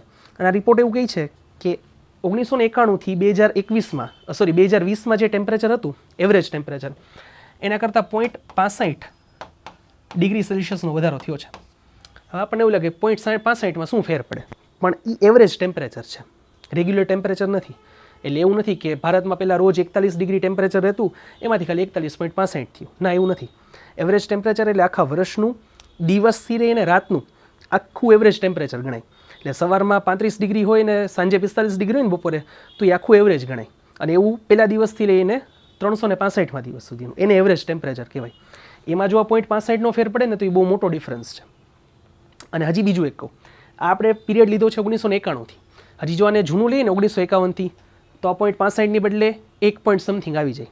તમને એક બેઝિક વસ્તુ કહું કે તમારી એજ તમે 2010થી અત્યાર સુધીની માપો અને જન્મથી અત્યાર સુધીની માપો તો આંકડો મોટો આવે ને, જન્મથી અત્યારની માપો તો આ એવી વસ્તુ છે કે આપણે 1991થી લીધું છે ને એટલે 0.65નો વધારો છે. જો આને 1951 લઈએ તો હજી પણ આ ટેમ્પરેચર જે એવરેજ ટેમ્પરેચર છે એમાં વધારો આવે. એક બીજું આ રિલેટેડ જે આની પહેલાં પણ આપણે ડિસ્કસ કરેલું છે ક્લાસમાં, પણ ટૂંકમાં તમારા માટે નવું હશે એટલે આપણે કરતા હોઈએ છીએ દર વખતે. વર્ષમાં કેટલા 365 દિવસ હોય, યસ ઓર નો? એમાંથી 322 દિવસ એવા હતા કે જેના માટે એક ટર્મ યુઝ થઈ છે, extreme weather events. Extreme weather events એટલે એવા દિવસો કે જ્યારે નોર્મલ દિવસ કરતાં તાપમાન, દબાણ, પવન અથવા તો વરસાદ છે એનું પ્રમાણ વધારે કાં ઓછું હોય, કે જે સિઝનમાં જેવું હોવું જોઈએ એના કરતાં ઓછું હોય. બહુ બેઝિક એક્ઝામ્પલ આપું. મે મહિનો છે, હમણાં ગુજરાતમાં માવઠું થયું, 4-5 દિવસ વરસાદ આવ્યો, અલગ જગ્યાએ અમુક જગ્યાએ કરા પડ્યા, તો એ છે ને આપણે કન્સિડર થાય એક્સ્ટ્રીમ વેધર ઇવેન્ટ્સમાં. કારણ કે અત્યારે હોવું શું જોઈએ? ગરમી. તો એ એક્સ્ટ્રીમ વેધર ઇવેન્ટ થઈ કે ગરમીના બદલે વરસાદ આવી ગયો. હવે એવું આખા ઇન્ડિયામાં જોવાય કે કાશ્મીરથી લઈને કન્યાકુમારી, ગુજરાતથી લઈને અરુણાચલ પ્રદેશ, આખા વર્ષ દરમિયાન બધે 365 દિવસ જ હોય ભારતમાં, જ્યાં પણ હોય આખા વર્ષમાં. એ આખા વર્ષમાં જ્યાં કંઈ પણ આવી એક્સ્ટ્રીમ વેધર ઇવેન્ટ્સ હોય ને એને કન્સિડર કરવામાં આવે. તો વિચાર કરી શકો કે લગભગ ભારતમાં 10-12 મહિનામાંથી લગભગ 10 મહિના જેવો સમય છે એક્સ્ટ્રીમ વેધર ઇવેન્ટ્સ નહોતો. એટલે ક્યાંક ને ક્યાંક નોર્મલ કરતાં અલગ પરિસ્થિતિ હતી. જો માવઠું હતું તો ગુજરાતમાં જ હતું, તો આપણા એક્સ્ટ્રીમ વેધર ઇવેન્ટ્સના દિવસો ગણાય. પછી ક્યાંક બીજે થતું હોય તો એ સ્ટેટના ગણાય. તો ઓવરઓલ જોઈએ ને તો લગભગ 322 દિવસ એક્સ્ટ્રીમ વેધર ઇવેન્ટના હતા. એ પણ એક બહુ કહેવાય ને કે આપણા માટે બહુ ચેલેન્જિંગ વસ્તુ છે. અને ગયા વર્ષે વર્ષ 2024માં લગભગ 3450 લોકોએ આનાથી ડેથ થયું હતું. કે એક્સ્ટ્રીમ વેધર ઇવેન્ટ્સના કારણે થાય શું કે વાવાઝોડું કે કંઈ આવતું હોય તો લોકોના ડેથ થાય ને, તો એના કારણે લગભગ 3500 લોકોએ પોતાના જીવ ગુમાવેલા છે. અને આપણી લગભગ 4 મિલિયન હેક્ટર જેટલી ખેતી, એટલે કે 40 લાખ હેક્ટર જેટલો જે પાક હતો એ પણ નાશ પામ્યો હતો. ગુજરાતમાં પણ હમણાં પાકને બહુ સારું એવું નુકસાન થયું છે આ માવઠામાં, ખાસ કરીને કેરીનો પાક. તો એવું શું છે કે જ્યાં કંઈ પણ એક્સ્ટ્રીમ વેધર ઇવેન્ટ થાય ત્યાં પાકને નુકસાન થાય. એટલે એ પણ સર્વે આમાં આપેલો છે, ડેટા આપેલો છે. ચલો, એ પછી આપેલું છે 8 નંબર ઉપર વિન્ઝીજામ કરીને એક ઇન્ટરનેશનલ સી પોર્ટ છે જે ભારતે બનાવેલું છે અને આવેલું છે તિરુવનંતપુરમ, કેરલામાં. હવે આ છે ને ભારતનું સૌથી પહેલું ડીપ સી પોર્ટ છે, ડીપ વોટર પોર્ટ છે.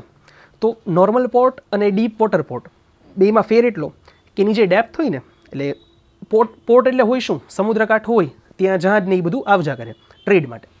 હવે એની અમુક ઊંડાઈ રાખેલી હોય કે જ્યાં ન હોય તો ત્યાં સ્પેસિફિકલી બનાવવામાં આવે અને પછી પોર્ટ ડેવલપ કરવામાં આવે. તો ડીપ વોટર જે પોર્ટ હોય ને એની ડેપ્થ લગભગ 45 ફૂટ જેટલી હોય અને જે નોર્મલ હોય એની એનાથી કમ્પેરેટિવલી ઓછી હોય. તો આ ભારતનું સૌથી પહેલું ડીપ વોટર પોર્ટ છે કે જેનું અનાવરણ હમણાં પ્રધાનમંત્રીએ કરેલું હતું. અને લગભગ 9000 કરોડના ખર્ચે જે પોર્ટ છે એ બનાવવામાં આવે છે.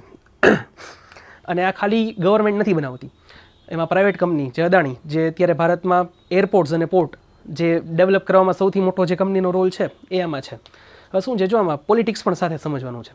તમે જ્યારે પણ સાંભળતા હશો ત્યારે ઓપોઝિશનનો એક મેઇન ટાર્ગેટ હોય 2 ફેમિલીઝ, અદાણી અને અંબાણી. એમાં અદાણી ખાસ, ખબર નહીં એટલો બધો શું પ્રેમ છે એ લોકોને.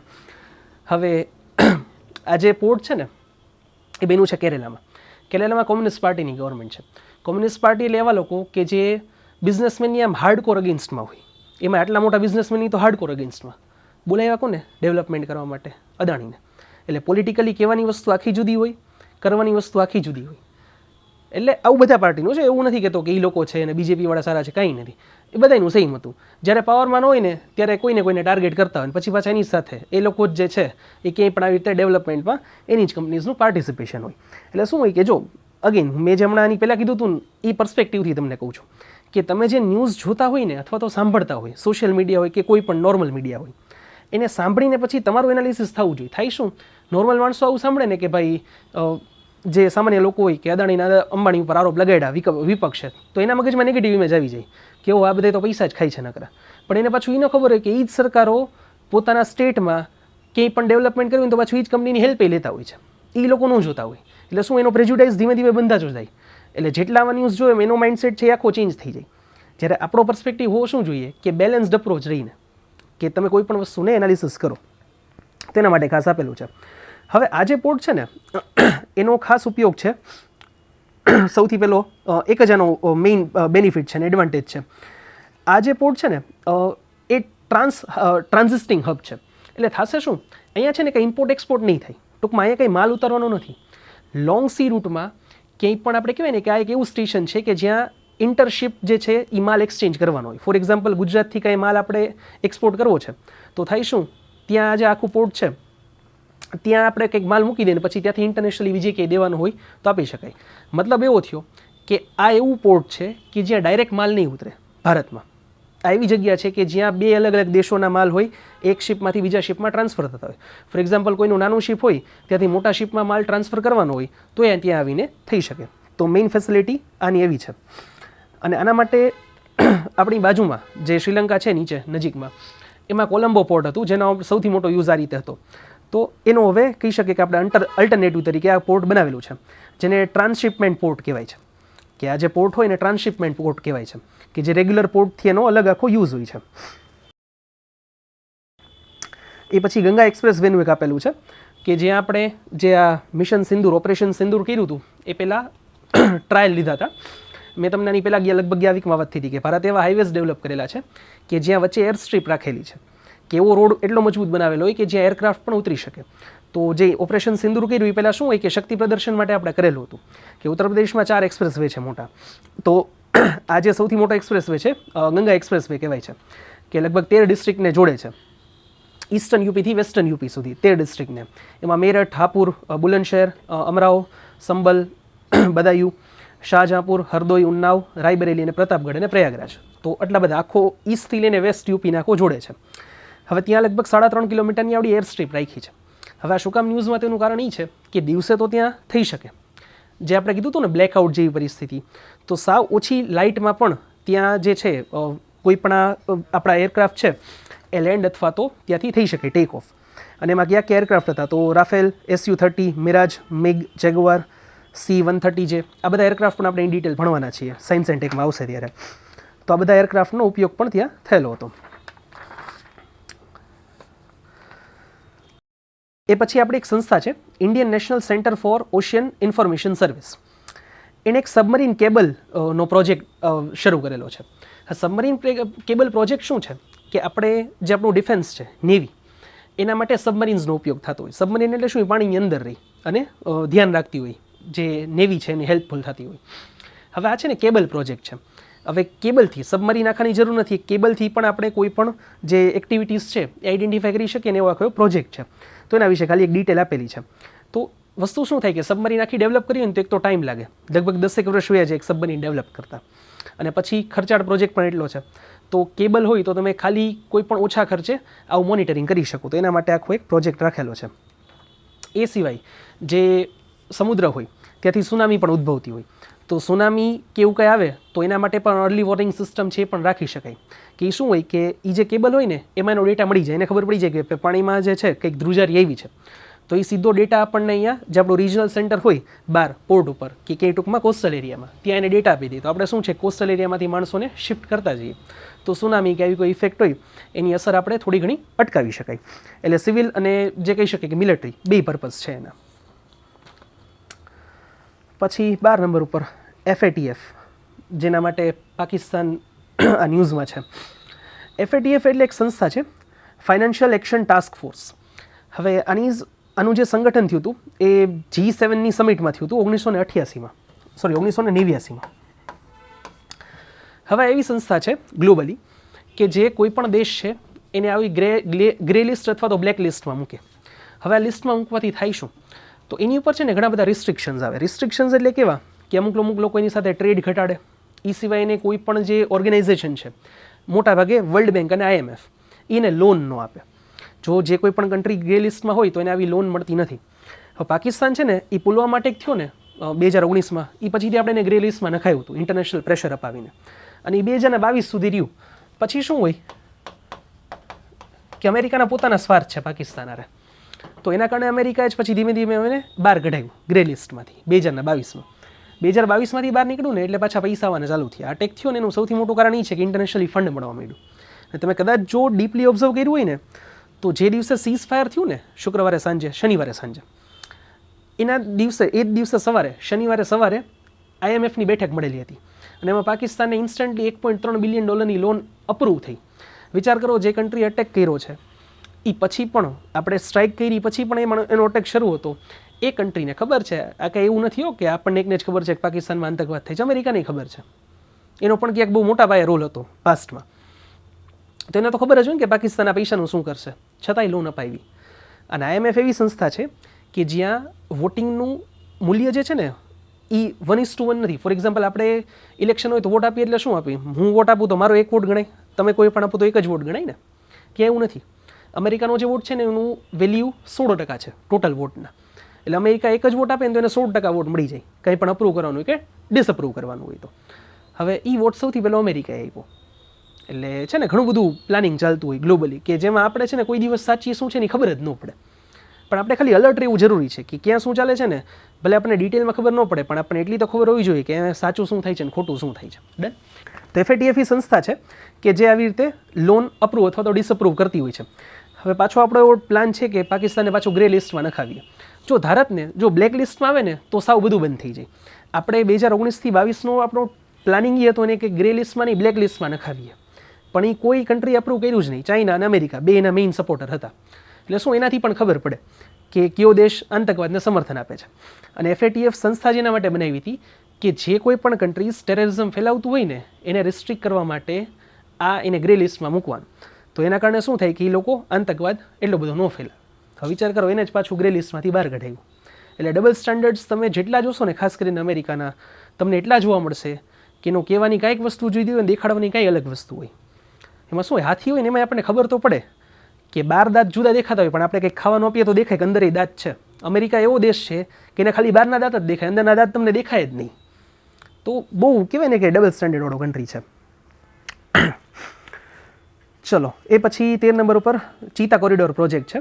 તો તમને કદાચ ખ્યાલ હશે કે ગયા વર્ષે એની પહેલાંના વર્ષે ભારત સરકાર નામીબિયામાંથી ચીતા લેવી છે. કુનો નેશનલ પાર્ક મધ્યપ્રદેશમાં રાખ્યા છે. હવે ત્યાં શરૂઆતમાં ચીતા લેવા તો ડેથ પણ થઈ ગયું હતું નાના બચ્ચાઓનું અમુકનું. પણ હવે વાંધો નથી. એમાં શું હોય કે નવા વેધરમાં આખા શિફ્ટ થયા હતા નામીબિયામાંથી ભારતમાં તો વેધરમાં સ્યુટ થતાં વાર લાગે. પણ હવે વાંધો નથી. તો સરકારે એક આખો પ્રોજેક્ટ શરૂ કર્યો છે. જેમ પ્રોજેક્ટ ટાઈગર હતો, પ્રોજેક્ટ લાયન હતો જે તે સમયે, એવી રીતે પ્રોજેક્ટ ચિત્તા. કે ચિત્તા છે તો ખાલી કુનો નેશનલ પાર્કમાં નહીં, એના માટે હજી અલગ અલગ લોકેશન્સ ફાઇન્ડ આઉટ કર્યા છે જે રાજસ્થાન, મધ્યપ્રદેશ અને ઉત્તર પ્રદેશના અલગ અલગ ડિસ્ટ્રિક્ટ્સમાં છે. તો એમાં 13 ડિસ્ટ્રિક્ટ રાજસ્થાનના છે, 2 ઉત્તર પ્રદેશ અને 12 મધ્યપ્રદેશના છે. ટોટલ 27 જિલ્લાઓ આઈડેન્ટિફાઈ કર્યા છે. હવે કઈ રીતે કર્યા હોય કે ત્યાં એને જે વેધર સ્યુટ થાય છે એવું સ્યુટેબલ વેધર મળી શકતું હોય તો એવા વેધર મળી શકે એવા ડિસ્ટ્રિક્ટ્સ આઈડેન્ટિફાઈ કરેલા છે. અને ત્યાં ભવિષ્યમાં જે ચિત્તા છે એને અલગ અલગ ત્યાં રાખી શકાય. શું હોય કે હજી તો બહુ ઓછી પોપ્યુલેશન છે, એમની સંખ્યા ઓછી છે. જેમ જેમ એની સંખ્યા વધશે તો એક જગ્યાએ તો બધા ચિત્તા રાખી ન શકાય. તો એના કારણે શું છે કે ધીમે ધીમે એ લોકોને શિફ્ટ કરશે. પણ એ ત્યારે પ્લેસ આઈડેન્ટિફાઈ કરવા જાય તો એવો ટાઈમ ત્યારે ન રહે. અત્યારથી શું આખો પ્લાનિંગ બનાવી રાખ્યું હોય તો ફ્યુચરમાં ઇમ્પ્લિમેન્ટ સીધું થઈ શકે. એ એ પછી 15 નંબર ઉપર આ પણ ડિફેન્સને લગતું છે. ભારતે DRDOએ એક કહેવાય ને કે ટ્રાયલ કરેલું છે, ટેસ્ટિંગ કરેલું છે, મલ્ટી ઇન્ફ્લુઅન્સ ગ્રાઉન્ડ માઇન. હવે માઇન એટલે શું હોય કે એની ઉપર કંઈ પણ પગ કે કંઈ પડે ને કોઈ પણ સોલ્જરનો એટલે બ્લાસ્ટ થાય. પણ આ છે ને થોડીક અલગ માઇન છે. એ નેવલ માઇન છે, એટલે કે નેવી માટેની છે, એટલે સમુદ્રમાં રાખેલી હોય કે ત્યાંથી કોઈ પણ દુશ્મનની સબમરીન કે કંઈ પણ કહી શકીએ કે શિપ કે કંઈ પાસ થતું હોય ને તો એ સીધું આપણે ડિસ્ટ્રોય કરી શકીએ. હવે જે લેન્ડ માઇન હતી ને એનો ધીમે ધીમે એક અગ્રીમેન્ટ થઈ છે વર્લ્ડ વાઇડ ગ્લોબલી કે લેન્ડ માઇન્સ હવે બધા દેશોએ સહમતિથી બંધ કરેલી છે રાખવાની. એની ઉપર હવે કહેવાય ને કે રિસ્ટ્રિક્શન આવેલા છે, કારણ કે એના કારણે થતું શું ઘણા બધા સોલ્જર્સ એકસાથે ડેથ થતું હોય લોકોનું કે આવી રીતે લેન્ડ માઇન ઉપરથી જતા હોય. તો લેન્ડ માઇન ઉપર ઇન્ટરનેશનલ ટ્રીટી છે, પણ જે સી માઇન છે એની ઉપર હજી એવું કંઈ ખાસ છે નહીં. તો આપણે એક માઇન બનાવેલી છે. એના કારણે થાય શું કે આપણે સબમરીન્સ છે, જેમ ઓલું મેં કેબલની વાત કરી હતી કે આપણે ઓછી સબમરીન્સને બધું જોઈએ તો ઓછા ખર્ચમાં આપણે ઘણું બધું સારું આપણને રિઝલ્ટ મળી શકે. તો આના માટે DRDO, ભારત ડાયનામિક્સ લિમિટેડ અને એપોલો માઇક્રો સિસ્ટમ્સ લિમિટેડ આ 3 અલગ અલગ સંસ્થાઓ છે એને સાથે મળીને ડેવલપ કરેલી છે. પછી 16 નંબર ઉપર બગલિયાર અને કિશનગંગા ડેમ આ પણ હમણાં ખાસ ન્યૂઝમાં હતા કે ભારતે જે ઇન્ડસ વોટર ટ્રીટી સિંધુ જળ સમજૂતી છે એ રદ કરી છે ટેમ્પરરી અત્યારે. તો એમાં સૌથી મોટા 2 ડેમ ઇમ્પોર્ટન્ટ છે, કિશનગંગા અને બગલિયાર, કે જ્યાંથી આપણે એનું પાણી રોકવાના છીએ. તો એના કારણે આ 2 ડેમ ખાસ ઇમ્પોર્ટન્ટ છે. આ અત્યારે હું કાંઈ નથી તમને ખાલી બેઝિક ડેમના નામ કહું છું, કારણ કે જ્યારે આપણે જોગ્રાફીમાં જશું ને ત્યારે in detail Indus water treaty અને આ 2 ડેમ વિશે સમજવાના છીએ. એટલે અત્યારે આનું ખાસ હું તમને જાજુ નથી કહેતો, કારણ કે ઓલરેડી આપણે ડિસ્કસ કરીએ જ છીએ એમાં. એ પછી 18 નંબર ઉપર ઓપરેશન સિંદૂર, જેના ઉપરથી અલગ વિડીયો પણ મૂકેલો છે અને આના વિશે મારે તમને કહેવાની જાજી જરૂર હોય નહીં, કારણ કે સતત બધાની ઘરે લગભગ 3-4 દિવસથી ન્યૂઝમાં જ ચાલતું હશે, એટલે બહુ જાજી ઇન્ફોર્મેશન હશે. પણ બેઝિક એ હતી કે ઓપરેશન સિંદૂરમાં આપણે ખાલી એના જે આતંકવાદીઓના ટાર્ગેટ્સ છે એને આપણે હિટ કર્યા હતા, નહીં એના મિલિટરી ટાર્ગેટ્સને આપણે હિટ કર્યા હતા કે નહીં એના સિવિલિયન કોઈ પણ ઇન્ફ્રાસ્ટ્રક્ચરને. અને એટલું પ્રિસિઝન સ્ટ્રાઇક હતી કે કોઈ પણ સિવિલિયન જે કોઈ પણ બિલ્ડિંગ્સ હતા એ કોઈને કંઈ નુકસાન નહોતું થયું, ટૂંકમાં સિવિલિયન્સને કોઈને ઇન્જર્ડ નહોતા થયા. પાકિસ્તાને શું કર્યું કે એણે આપણા સીધા મિલિટરી જે પ્લેસીસ હતા, જે કેન્ટોનમેન્ટ્સ હતા આર્મીને બધા, એની ઉપર ટાર્ગેટ કર્યા. ફરે એ લોકો સક્સેસફુલ નથી રહ્યા. એ પછી સિવિલિયન્સ ઉપર પણ એ ટાર્ગેટ કર્યા હતા. પણ આપણી જે કંઈ પણ સ્ટ્રાઇક હતી, જે 3-4 દિવસ ચાલ્યું, એમાં આપણે એના કોઈ સિવિલિયન ઇન્ફ્રાસ્ટ્રક્ચરને ટાર્ગેટ નથી કર્યું, કે કોઈ હોસ્પિટલ હોય કે કોઈ મકાન હોય કે એવી રીતે આપણે ટાર્ગેટ નથી કર્યું. અને એમાં જે ખાસ જે જગ્યાઓ હતી બહાવલપુર અને મુરીદ કે, જેમાં એક મસ્જિદ હતી મરકઝ સુબાનલ્લાહ મસ્જિદ, જે બહાવલપુરમાં હતી, અને એ મસ્જિદ ચલાવતો હતો પેલો મસૂદ અઝહર, કે જેનો બહુ મોટો રોલ હતો પુલવામા અટેકમાં. અને જે મુરીદ કે છે એ પણ પાકિસ્તાનમાં આવેલું છે, પંજાબમાં. એ લશ્કરે તોયબા, ત્યાંના છે ને 2 મુખ્ય આતંકવાદી છે જે આપણા ખાસ દુશ્મન છે. એક હાફિઝ સઈદ, જે લશ્કરે તોયબાનો હેડ છે, અને જે આ જૈશે મોહમ્મદ છે એનો મસૂદ અઝહર. તો એ બેને ખાસ ટાર્ગેટ કર્યા હતા. હવે વિચાર કરી શકો એ લોકો એટલા ઓવર કોન્ફિડન્ટ હતા. એમાં શું હતું કે ઉરી એર સ્ટ્રાઇક કરી, ઉરી પછી આપણે સર્જિકલ સ્ટ્રાઇક કરી, પુલવામા પછી એર સ્ટ્રાઇક કરી. એ બે એટલા કોન્ફિડન્ટ હતા કે આપણી ઉપર તો કોઈ દિવસ કંઈ નહીં થાય. એ શું કરશે, એને એવું હતું કે POKમાં શું થોડું ઘણું કંઈક બ્લાસ્ટ કરશે ને ઉડાડી દેશે. એ 2 સર્જિકલ સ્ટ્રાઇક ને એર સ્ટ્રાઇક કરીને પછી એટલા કોન્ફિડન્ટ હતા કે આપણી ઉપર તો કંઈ થવાનું જ નથી. અને આપણે એનું જ જે મેઇન ટાર્ગેટ હતું ને ત્યાં જ અટેક કર્યો. અને એવું કહેવાય છે કે મસૂદ અઝહરની તો લગભગ આખી ફેમિલી ડિસ્ટ્રોય થઈ ગઈ છે. એમાં લગભગ 14-15 જણાના ફેમિલીમાં મરી ગયા છે. તો શું હોય કે હવે એને ખબર પડશે કોઈની ફેમિલી જાય ને તો દુઃખ કેટલું થાય. અને સારું થયું છે એ બચી ગયો છે. શું આખી જિંદગી રિગ્રેટમાં રહીને, હજી મારશે તો ખરા ને, મૂકવાના તો નથી. પાછો કોઈક અનનોન ગનમેન આવશે અને કદાચ ન્યૂઝમાં આવશે કે કોઈ એને શૂટ કરીને જતું રહ્યું, તો એવું થશે કદાચ. પણ શું થોડોક રિગ્રેટ એ જરૂરી છે. એ પેઇન જે ખબર પડે ને કે કોઈની ફેમિલી તમે ડિસ્ટ્રોય કરો તો શું થાય, એ જરૂરી છે. એટલે પાકિસ્તાનનો જે પંજાબ રિજિયન છે ને એને કોઈ દિવસ આપણે ટચ જ નહોતું કર્યું ક્યારેય. હા, યુદ્ધમાં અલગ વસ્તુ છે 65માં ને 71માં, પણ ઓવરઓલ આપણે પંજાબને કોઈ ખોટું ત્યાં સડી નહોતા કરતા. એટલે એ લોકો બહુ ઓવર કોન્ફિડન્ટ હતા. એટલે તો વિચાર કરો કે એની જગ્યાએ નહોતી ફેરવી. એને એમ જ હતું કે અહીંયા તો કોઈ શું કરી લેવાનું છે, આપણે એટલું બધું મિલિટરીનું કહેવાય કે રક્ષણ મળે છે તો કોઈ કાંઈ નહીં કરે. પાછું એને એર ડિફેન્સ સિસ્ટમ ઉપર એટલો ભરોસો હતો કે એર ડિફેન્સ સિસ્ટમ તો આપણી છે જ ને, એટલે પંજાબમાં તો અમે કોઈ અટેક નહીં કરે, કરશે તો એર ડિફેન્સ સિસ્ટમ એને રોકી લેશે. પણ એ બધું એનું જે કંઈ પણ આ સુપિરિયરિટી કોમ્પ્લેક્સ હતું ને મગજનું, એ બધું નીકળી ગયું. અને બાકીની જે જગ્યાઓ હતી મોટાભાગની POKમાં જ હતી, એટલે કે ભારતનો જ એરિયા છે કે જે પાકિસ્તાને કેપ્ચર કરેલો છે, અથવા એને POJK પણ કહેવાય છે, પાકિસ્તાન ઓક્યુપાઇડ જમ્મુ એન્ડ કાશ્મીર. અને એમાં ખાસ જે 2 મિસાઇલ હતી એનો પણ અલગથી વિડીયો બનાવ્યો છે, એમાં મેન્શન કર્યું જ છે, સ્કેલ્પ મિસાઇલ અને હેમર મિસાઇલ, કે જે આપણે રફેલથી યુઝ કરેલો હતો એમાં. પછી 19 નંબર ઉપર રશિયા સાથે આપણે એક મિસાઇલ લીધી છે, ડીલ કરેલી છે, એગ્લા S. હવે આની છે ને ઓલરેડી માહિતી આપેલી હતી લગભગ 2 મહિના પહેલાં કરંટ અફેર્સમાં.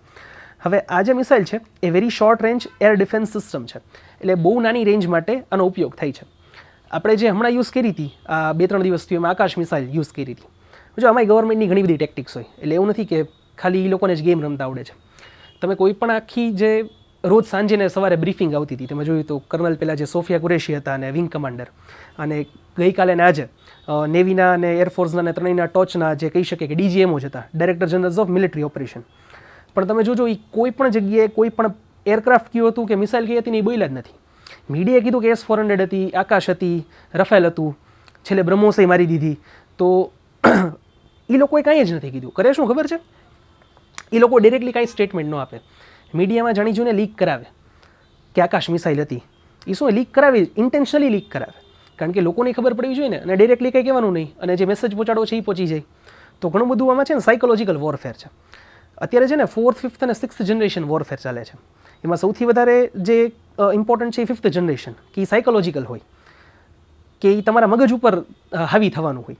એટલે એ અલગ અલગ રીતે લડાતું હોય, એના માટે હથિયારની જરૂર જ નથી. તો એ રીતે પણ ઘણું બધું ચાલતું હોય, જે આપણી સાઈડથી પણ થતું હોય, પણ ડિક્લેર ક્યાંય ન થતું હોય. એટલે તમે જોશો આવું બધું ઘણું બધું. હજી પણ હમણાં 8 વાગે લગભગ શરૂ થઈ ગયું હશે. મોદી જે જવાના હતા રાષ્ટ્રને સંબોધન 8 વાગે જ હતું, એટલે ખબર નહીં શું એમાં પાછું એ કંઈ નવી માહિતી આપે. કદાચ આપશે, આપણને કંઈ ખબર નથી. તો આ જે મિસાઇલ છે એ આર્મી માટે છે ખાસ કરીને, અને ભારતની બાબતમાં ખાસ કરીને તમે જોવું હોય તો જોઈ શકશો છેલ્લા 3-4 દિવસમાં શું ડિફેન્સ કરેલો છે. ભલે સિવિલિયન ઇન્ફ્રાસ્ટ્રક્ચરને નુકસાન થયું છે કાશ્મીરમાં, કારણ કે એ બહુ નજીકનો એરિયા છે, એટલે બાકી લગભગ એ કંઈ મિસાઇલ કંઈ ડિસ્ટ્રોય નથી કરી શક્યા. તમને કદાચ ખ્યાલ નહીં હોય, ન્યૂઝમાં કદાચ જોયું પણ હશે કે દિલ્હીમાં એ લોકોએ મિસાઇલ છોડી હતી દિલ્હી ઉપર. એ હરિયાણાના સિરસામાં છે, ત્યાં જઈને ડિસ્ટ્રોય કરી નાખી ઇન્ટરસેપ્ટ કરીને. તો એ લોકોએ તો સીધો દિલ્હી ટાર્ગેટ કર્યો. તો એ પછી આપણે બ્રહ્મોસ મૂકી હતી કે ભાઈ હવે તમે જો બ્રહ્મોસને શું કહેવાય. તો એ લોકોની શાહીન મિસાઇલ જે હતી દિલ્હી સુધી નહોતી પહોંચી, વચ્ચે જ ઇન્ટરસેપ્ટ કરી લીધી. તો એનો ટાર્ગેટ તો બહુ મોટા એને ટાર્ગેટ વિચારે દેખાતા. અને પછી એવું કહેવાય છે ગઈકાલની જે થિયોરીઝ ચાલે છે કે એનો પ્લાન ન્યુક્લિયરનો હતો, અને આપણે એનું જે ન્યુક્લિયર જ્યાંથી લોન્ચ થઈ શકે એ એરબેઝ જ બ્રહ્મોસથી આખું ડિસ્ટ્રોય કરી નાખ્યું. અને ત્યાં ભૂકંપ પણ આવ્યો હતો ને એવું બધું અહેવાલ છે ઘણા બધા. એટલે શું હોય કે અગેન માહિતી કોઈ તમને ચોક્કસ ક્યાંય નહીં મળે, બધી આવી છૂટક માહિતી મળશે. ચલો 20 નંબર ઉપર ઇન્ડિયા અને યુકે વચ્ચે ફ્રી ટ્રેડ એગ્રીમેન્ટ થયો છે. એટલે આ વખતના કરંટ અફેર્સમાં આખા વીકમાં ડિફેન્સ જાજુ હતું, હવે ખાલી થોડુંક ઇકોનોમિકલ આવ્યું. હવે ફ્રી ટ્રેડ એગ્રીમેન્ટ એટલે થાય શું કે કોઈ પણ બે દેશ હોય ને એનું ઇમ્પોર્ટ અને એક્સપોર્ટ ઉપર એ લોકો કંઈ પણ જનરલી મોટાભાગના જે ગુડ્સ હોય એની ઉપર કંઈ પણ જે ટેરિફ છે એ ન લગાવે. ઇન શોર્ટ ઇમ્પોર્ટ કે ઇમ્પોર્ટ ડ્યુટી છે એ કોઈ પણ ગુડ્સ ઉપર 0 કરી નાખે મોસ્ટલી. પછી શું હોય કે બે કન્ટ્રીની મ્યુચ્યુઅલ અન્ડરસ્ટેન્ડિંગ હોય, અમુક ગુડ્સ ઉપર રાખ્યા હોય, અમુક ઉપર ન રાખ્યા હોય. પણ મોટાભાગે ફ્રી ટ્રેડ એગ્રીમેન્ટ, અને આ તમે સર પાસે ઇકોનોમીમાં પણ ડિટેલમાં ભણશો. હવે આ વાર્તા ચાલતી હતી આની પહેલાંના ઘણા સમયથી, જ્યારે બોરિસ જોન્સન હતા એ ત્યાંના PM હતા. એ પછી 2022માંથી ઋષિ સુનાક આવ્યા, ત્યારે અગ્રીમેન્ટ ચાલતા હતા, ટૂંકમાં વાતો ચાલતી હતી. અને ફાઇનલી જે કેર સ્ટ્રીમર છે એના સમયમાં ટ્રીટી પૂરી થઈ છે, ટૂંકમાં ફ્રી ટ્રેડ એગ્રીમેન્ટ. હવે જો અત્યારે ખાલી ઓફિશિયલી વાતચીત થઈ છે. કોઈ પણ ઇન્ટરનેશનલ ટ્રીટી અથવા તો બાયલેટરલ હોય, એટલે કે દ્વિપક્ષીય હોય, બે દેશ વચ્ચે હોય, એ કન્ફર્મ ત્યારે થઈ ગણાય જ્યારે એના હેડ ઓફ સ્ટેટ્સ હોય એ એકબીજા ઉપર સાઇન કરે. એટલે આપણા જે પ્રાઇમ મિનિસ્ટર છે નરેન્દ્ર મોદી, એમને જે બ્રિટિશ પ્રાઇમ મિનિસ્ટર છે કેર સ્ટ્રીમર, એમને ઇન્ડિયા ઇન્વાઇટ કરેલા છે કે તમે અહીં આવો, વિઝિટ કરો ને પછી આપણે ટ્રીટી ઉપર સાઇન કરીએ, કારણ કે એમની પહેલી ઓફિશિયલ વિઝિટ હશે. કારણ કે ઋષિ સુનક પછી એ જે પ્રાઇમ મિનિસ્ટર બન્યા તો એને કઈ વખત ઇન્ડિયા વિઝિટ નથી કર્યું. તો એ આવે એની બાને અહીંયા ઇન્ડિયામાં આવે અને પછી ટ્રીટી ફાઇનલી સાઇન થાય. તો આપણા માટે ખાસ ઇમ્પોર્ટન્ટ છે, કારણ કે ઇન્ડિયા અને જે યુકે છે એ બેનો ટ્રેડનું આપણે ટોટલ વોલ્યુમ કહીએ તો લગભગ 41 બિલિયન યુરો છે. તો એના કારણે થાય શું કે ફ્રી ટ્રેડ એગ્રીમેન્ટ થાય ને તો ઇમ્પોર્ટ અને એક્સપોર્ટ બે જે તે દેશમાં વધે. એના કારણે બેનો જે ટ્રેડ છે એમાં સારો એવો વધારો થાય. પછી 21 નંબર ઉપર આ પણ ઇમ્પોર્ટન્ટ, કારણ કે આના ક્વેશ્ચન્સ ફ્રિકવન્ટલી પૂછાતા હોય છે, ઘણી વખત પૂછાઈ ગયેલા છે. હ્યુમન ડેવલપમેન્ટ રિપોર્ટ છે. તો HDI તમે કદાચ સ્કૂલમાં પણ ભણેલા હશો, હ્યુમન ડેવલપમેન્ટ ઇન્ડેક્સ. એમાં ભારતનો આ વખતે જે વર્ષ 2025નું છે એમાં 130મો ક્રમ છે ટોટલ 193 દેશોમાંથી. હવે આમાં આપણે દર વખતે ઘણા પાછળ હોઈએ છીએ. જો આપણે જીડીપીમાં અત્યારે ચોથા નંબરે પહોંચી ગયા, 5મા નંબરે હતા, એમાંથી એવું કહેવાય છે કે અત્યારે જો જીડીપીનું એક્યુરેટ એકાદ વર્ષ પછી ખબર પડે કે ફાઇનલી કયા ક્રમે છીએ, પણ એવું કહેવાય છે કે 4th લાર્જેસ્ટ ઇકોનોમી અત્યારે થઈ ગયા છે જર્મનીને પાછળ રાખીને. હવે જીડીપીમાં આપણે ચોથા નંબરે છે વર્લ્ડમાં, પણ પર કેપિટા ઇન્કમ એટલે કે માથાદીઠ આવક એમાં આપણે ઘણા પાછળ છીએ. કારણ કે વિચાર કરી શકો જર્મનીની 7-8 કરોડની પોપ્યુલેશન, એની સેમ ઇકોનોમી અને આપણે 145 કરોડની, તો બટ ઓબ્વિયસ છે પર કેપિટા ઇન્કમ એટલે કે માથાદીઠ આવકમાં આપણે એનાથી પાછળ જોવાના છીએ. તો જે HDI ઇન્ડેક્સ છે ને એના 3 સૌથી મોટા પેરામીટર્સ છે. પર કેપિટા ઇન્કમ એટલે કે માથાદીઠ આવક, બીજું છે એજ્યુકેશન એટલે કે મોટાભાગે સાક્ષરતા અથવા તો શિક્ષણ, અને ત્રીજું છે હેલ્થકેર એટલે કે સ્વાસ્થ્ય સેવાઓ. તો આ 3 પેરામીટર્સ ઉપર, અને ચોથું છે જેન્ડર ગેપ, કે જે કહી શકીએ કે જેન્ડર ગેપના જે કંઈ પણ કેસીસ કે એવું બધું આવતું હોય, એટલે એમાં પણ ખાસ કરીને એમ્પ્લોયમેન્ટ અને હેલ્થકેર બે વસ્તુ, કે સ્ત્રીઓને પણ ઇક્વલી એજ્યુકેશનને બધું મળે છે કે નહીં, એમને પણ હેલ્થકેરની ફેસિલિટીઝ કેવી છે, એમ્પ્લોયમેન્ટમાં એમનો શું કહી શકીએ કે રોલ છે. તો આ બધા અલગ અલગ પર્સ્પેક્ટિવ ઉપર આખો HDI બનતો હોય છે, હ્યુમન ડેવલપમેન્ટ ઇન્ડેક્સ. અને તમને જાણીને નવાઈ લાગશે કે આ ડેવલપમેન્ટ કરવામાં એક પાકિસ્તાની ઇકોનોમિસ્ટનો બહુ મોટો હાથ છે. એટલે આ એક ટૂંકમાં કહેવાય ને કે આખો કન્સેપ્ટ ડેવલપ કરવામાં એક પાકિસ્તાનીનો પણ હાથ છે. અને તમને કદાચ એ પણ નવાઈ લાગશે કે જે તમે સોફ્ટવેરમાં જે આપણે શબ્દ સાંભળતા હોય ને, વાયરસ, એ વાયરસ ડેવલપ કરવામાં પણ કોમ્પ્યુટરમાં એમાં પણ એક પાકિસ્તાનીનો સૌથી પહેલો રોલ હતો. જે તે સમયે વાયરસ બન્યો ને સૌથી પહેલો કોમ્પ્યુટર્સમાં. એટલે દેશ બનાવ્યા પછી સારા કામ એ કંઈ કર્યા જ નથી, આવા જ કામ કર્યા છે નકરા. તો આ એક સારું પણ છે HDI. તો HDI છે ને એ થોડોક વધારે બ્રોડર પર્સ્પેક્ટિવ છે ઇકોનોમીનો, કે ખાલી તમે GDP એમ કહો કે વધારે રાખી તો એનાથી કંઈ ન થાય. સાથે સાથે સ્વાસ્થ્ય છે, શિક્ષણ છે, એ પણ જે તે દેશમાં કેવું છે એ ખાસ ઇમ્પોર્ટન્ટ હોય. આના ઉપર પણ ડિટેલમાં આગીન જ્યારે તમે ઇકોનોમી ભણશો ત્યારે સર તમને ભણાવશે. તો અત્યારે ભારતની એવરેજ માથાદીઠ આવક છે એ લગભગ $9,047 છે. એટલે રૂપિયામાં કહીએ ને તો લગભગ 83,000 રૂપિયા આખા વર્ષની. તો એ ઘણી કમ્પેરેટિવલી ઓછી છે. જ્યારે આની કમ્પેરિઝન આપણે ચાઇના સાથે કરતા હોય અથવા તો કોઈ પણ બીજા ડેવલપ કન્ટ્રી સાથે કરતા હોય. અને ખાસ કરીને 20% જે ભારતના સ્ટુડન્ટ્સ છે અથવા તો રિસર્ચર છે એ હવે AIનો ઉપયોગ કરે છે. તો આ પણ એક સારું હતું. એના કારણે આજે ક્રમ આપણો 130માં આવ્યો છે ને, એમાં સૌથી મોટો રોલ છે જેન્ડર ગેપનો, એજ્યુકેશનનો અને હેલ્થકેરનો. કે એમાં આપણે જે સુધારા કર્યા ને ગયા વર્ષમાં, એના કારણે ગયા વર્ષે આપણો રેન્ક હતો 132, એ 2 નંબર ઇમ્પ્રૂવ થઈને 130મો નંબર થયો છે. પછી રશિયાએ 23 નંબર ઉપર આપણા એક જૂના ચીફ મિનિસ્ટર ઓડિશાના બીજુ પટનાયક, એમને એક સન્માન આપેલું છે. હવે અત્યારે એકચ્યુઅલમાં રશિયામાં 80મો વિક્ટરી ડે પરેડ ચાલુ હતી. કારણ કે 1945માં રશિયા જ્યારે સેકન્ડ વર્લ્ડ વોર જીતું એ દિવસ એ લોકો ઉજવે છે વિક્ટરી ડે પરેડના નામે. અને આ વખતે એના 2 મુખ્ય મહેમાન હતા નરેન્દ્ર મોદી અને શી જિનપિંગ. પણ હવે આપણે પાકિસ્તાન સાથે જે સિચ્યુએશન થઈ એના કારણે પછી એવું નક્કી એવું થયું કે રાજનાથ સિંહ જશે, પણ પછી એનું કેન્સલ થયું અને જે રાજ્ય કક્ષાના કહી શકીએ કે ડિફેન્સ મિનિસ્ટર હોય એ ગયા હતા. તો નહીંતર ત્યાં આ 2 મોટા નેતાઓ શી જિનપિંગ અને મોદીની મીટિંગ પણ થવાની હતી, એવું બધું ચાન્સીસ હતા. તો મોદીજી નથી ગયા આ વખતે, પણ એમને જે આ બીજુ પટનાયક છે એમને ખાસ કરીને એક સન્માનિત કરેલા છે. એનું કારણ એ છે કે બીજુ પટનાયક અત્યારે જીવતા નથી. એના જે સન છે નવીન પટનાયક, જે ઓડિશાના CM હતા, લગભગ 20-25 વર્ષ સુધી ઓડિશાના CM રહ્યા, 1999 થી 2024. ફાઇનલી પછી ઓડિશામાં BJP ગવર્મેન્ટ બની હમણાં ગયા વર્ષે. તો એના ફાધર હતા ને એ ઇન્ડિયન એરફોર્સમાં પાયલોટ હતા, fighter pilot, British Royal Indian એરફોર્સમાં. અને એમણે જે તે સમયે જે રશિયામાં શું હતું, રશિયા અને બ્રિટન બી સાથે હતા સેકન્ડ વર્લ્ડ વોરમાં જર્મનીની સામે. તો જર્મનીએ અટેક કર્યો હતો રશિયા ઉપર. તો ત્યારે જે સપ્લાય ચેઇન મેન્ટેન થતી હતી ને, બ્રિટન એની હેલ્પ કરતું હતું રશિયાની. તો એ હેલ્પમાં સૌથી મોટો રોલ હતો ભારતની એરફોર્સમાંથી બીજુ પટનાયકનો.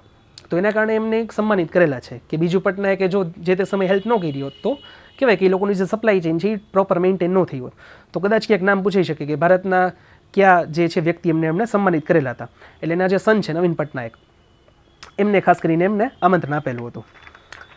પછી 24 નંબર ઉપર જે RBI છે એને ભારતની એક સંસ્થા છે FIMMDA એટલે કે fixed income money market derivatives association of India. એને છે ને એક કહી શકીએ કે સેલ્ફ રેગ્યુલેટરી ઓર્ગેનાઇઝેશન તરીકે કહી શકીએ સૂચિત કર્યું છે. હવે આનાથી શું થાય કે પહેલાં છે ને RBIની અંડરમાં આવતી હતી, એટલે એના જે કંઈ પણ ડિસિઝન હોય ને એ RBI લેતું હતું.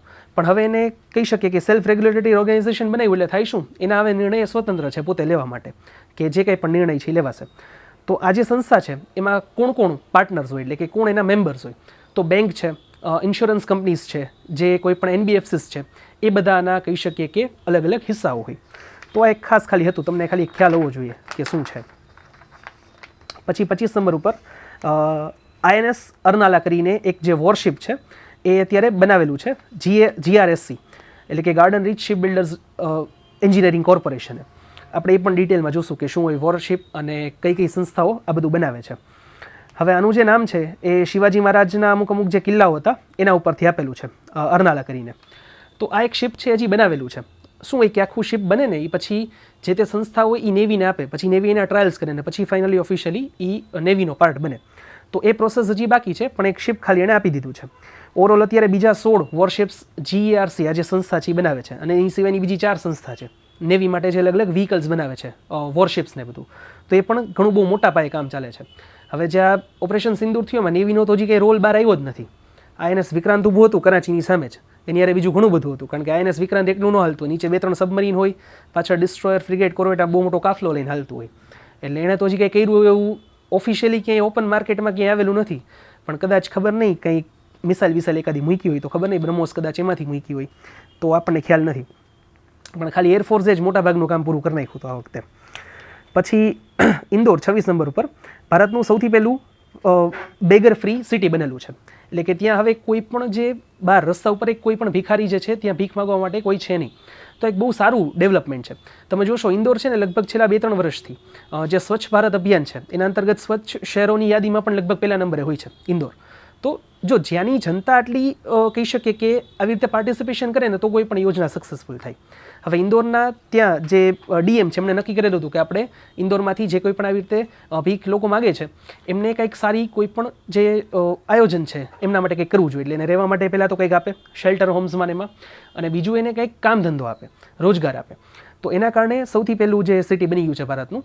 જો આવો ઇનિશિયેટિવ બધા સિટી લઈને તો બધા સિટી ખૂબ સારા થઈ શકે રહેવા લાયક. એટલે કોઈ પણ યોજના હોય ને હું અગેન કહું છું કે સરકાર ખાલી યોજના જાહેર કરી શકે, પછી એને ઇમ્પ્લિમેન્ટ કેમ કરવી, એની ઉપર કામ કેમ કરવું ને એ અલ્ટિમેટલી આપણી જેવા જનતા છે, એટલે કે લોકો છે, સામાન્ય લોકો, એ નક્કી કરે ને એના ઉપર થાય. તો 60% લોકો એવા હતા કે જેનો કહેવાય ને કે હેબિચ્યુઅલ બેગર્સ બની ગયા, એટલે એને કામ કરવું જ નહોતું. કામ કરી શકે એવા હતા, હાથ પગ બધું સારું હતું, મગજ ચાલતું હતું, પણ કામ કરવું નહોતું. 20% એવા હતા કે જે ફિઝિકલી અથવા તો મેન્ટલી હેન્ડીકેપ્ડ હતા, કે જે કામ ન કરી શકે, એના માટે અલગ વ્યવસ્થા. 20% એવા હતા કે જે તમે કાર્ટેલ ને બધું જોતા હશો કે નાના બાળકો પાસે ભીખ મગાવતા હોય, આખું કહેવાય ને કે ચાલતું હોય, તો એનો ભાગ હતા.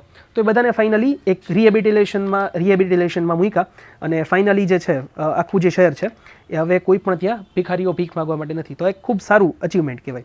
આના ઉપર એક સ્ટોરી છે, કદાચ વાંચજો, ધ બેગર કરીને, એન્ટોન ચેખોવ, જે રશિયાના બહુ સારા રાઇટર હતા. એની સ્ટોરીઝ બહુ સારી હોય, જાણવા જેવી. એમાં એક આવો જ કન્સેપ્ટ છે, એટલે જોજો. અને પછી 27 નંબર ઉપર જે કેન્દ્ર સરકાર છે એમણે જે કોઈ પણ લોકોને એક્સિડન્ટ થાય, રોડ એક્સિડન્ટ, એના માટે 1.5 લાખ સુધીની કેશલેસ સારવાર છે એના માટેની મંજૂરી આપી છે. હવે હતું એવું કે આ પ્રોગ્રામ ચાલતો હતો, પ્રોજેક્ટ ચાલતો હતો, પણ ઇમ્પ્લિમેન્ટેશન પ્રોપર નહોતું. સુપ્રીમ કોર્ટે નિર્દેશ આપ્યા કે ભાઈ આ યોજના વ્યવસ્થિત ચલાવો. એટલે જે કોઈ પણ લોકો એનું ઇન્કમ કંઈ પણ હોય, કોઈ પણ સિટીના હોય, એમને આ યોજનાનો લાભ મળશે. કે રોડ એક્સિડન્ટ થાય તો ઘણી વખત શું થાય કે ઇન્સ્ટન્ટ કોઈની પાસે પૈસાની સુવિધા અવેલેબલ ન હોય તો એની હોસ્પિટલ્સવાળા જે છે સારવાર શરૂ નથી કરતા. તો એના કારણે શું હોય કે 1.5 લાખ સુધીની જો ગવર્મેન્ટે લિમિટ આપેલી હોય તો તેમની સારવાર થઈ શકે.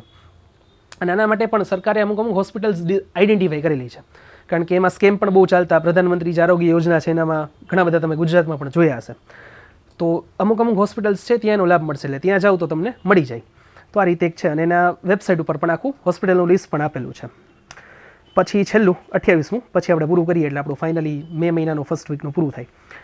ભારતે એગ્રીકલ્ચરલ શિફ્ટ કરેલું છે. ટૂંકમાં જે આપણા પાક છે એમાં ખાસ કરીને જે ચોખાની ખેતી છે એમાંથી ભારત સરકારનો પ્લાન છે કે આપણે કઠોળ અને જે તેલીબિયા છે, ઓઇલ સીડ્સ, એમાં શિફ્ટ થઈએ. કારણ શું છે કે આપણા દેશમાં ઘઉં અને ચોખાનું જરૂર કરતાં વધારે વાવેતર થાય છે અને ઉત્પાદન થાય છે. અને સરકારી જે ગોડાઉન છે એમાં સ્ટોક એનો પડ્યો રહે છે ને સડી જાય છે, ઉંદેડા ખાઈ જાય છે અને સડી જાય છે, પણ એ ઉપયોગમાં નથી હોતું, કારણ કે ઓલરેડી જરૂર કરતાં વધારે છે. લોકોને આપણે ફ્રીમાં આપીએ છીએ 80 કરોડ લોકોને, છતાં પણ. અને બીજી સામે પેરેલલ પરિસ્થિતિ એવી છે કે ઓઇલ સીડ્સ છે એમાં ટોટલ આપણા જે ઓઇલ સીડ્સનું પ્રોડક્શન થાય છે અને જેમાંથી ઓઇલ બને છે, ખાદ્ય તેલ, એમાં આપણે 64% તેલ આપણે ઇમ્પોર્ટ કરીએ છીએ બહારથી. એટલે આપણી જે ઓઇલ સીડ્સની રિક્વાયરમેન્ટ છે એ પૂરી નથી થતી. સેમ કઠોળ આપણે ઇમ્પોર્ટ કરવા પડે છે. તો જે આ મુખ્ય બે પાક છે, ઘઉં અને ચોખા, એના પ્રોડક્શનમાં કપાત મૂકી અને જો એની બદલે કઠોળ અને ઓઇલ સીડ્સનું પ્રોડક્શન થાય તો આપણા દેશ માટે જ સારું છે. કે તો જે ઘઉં ચોખા વધી પડે છે એ વધી ન પડે, અને જે કઠોળ અને ઓઇલ સીડ્સ છે જે આપણે ઇમ્પોર્ટ કરીએ છીએ એ ઇમ્પોર્ટ ન કરવા પડે. આની પાછળનો સૌથી મોટો ચેલેન્જ એક જ છે કે જે માનસિકતા છે ને ખેડૂતોની, એને શિફ્ટ કરી અને એને નવા પાકમાં લઈ આવવા, એ એક થોડુંક ચેલેન્જ છે. અને સરકારનો ટાર્ગેટ છે કે 2030 સુધીમાં આપણી જે ઓઇલની ડિપેન્ડન્સી છે ઇમ્પોર્ટની, એ 64%માંથી ઘટાડીને 30% કરવી. કારણ કે ઓઇલ એ સૌથી મોટો ચેલેન્જ છે અત્યારે ભારત માટે, કે પામ ઓઇલ ને બીજા જે કંઈ પણ ઓઇલ છે એ આપણે બહારથી ઇમ્પોર્ટ કરીએ છીએ. એ જો ઓઇલ સીડ્સ ભારતમાં જ ઉગે અને એમાંથી જો ઓઇલ બને તો આપણે જે ફોરેન એક્સચેન્જ છે એટલે કે આપણા જે વિદેશી હુંડિયામણ છે ડોલર્સ છે એ આપણા ઓછા ખર્ચાય, કારણ કે ઇમ્પોર્ટ કરીએ તો ડોલર્સ જોઈએ, એ જો ભારતમાં જ બનતું હોય તો એની આપણને જરૂર ન પડે. તો આ એક છેલ્લે પણ હતું. ચલો, તો અહીંયા આપણું જે મેનું ફર્સ્ટ વીક છે અહીંયા પૂરું થાય છે. વિડીયોને લાઇક જરૂરથી કરજો અને આપણા કોઈ સુઝાવ હોય તો કોમેન્ટ સેક્શનમાં જણાવજો. વિડીયોને શેર અને ચેનલને સબસ્ક્રાઈબ કરવાનું ભૂલતા નહીં. ધન્યવાદ.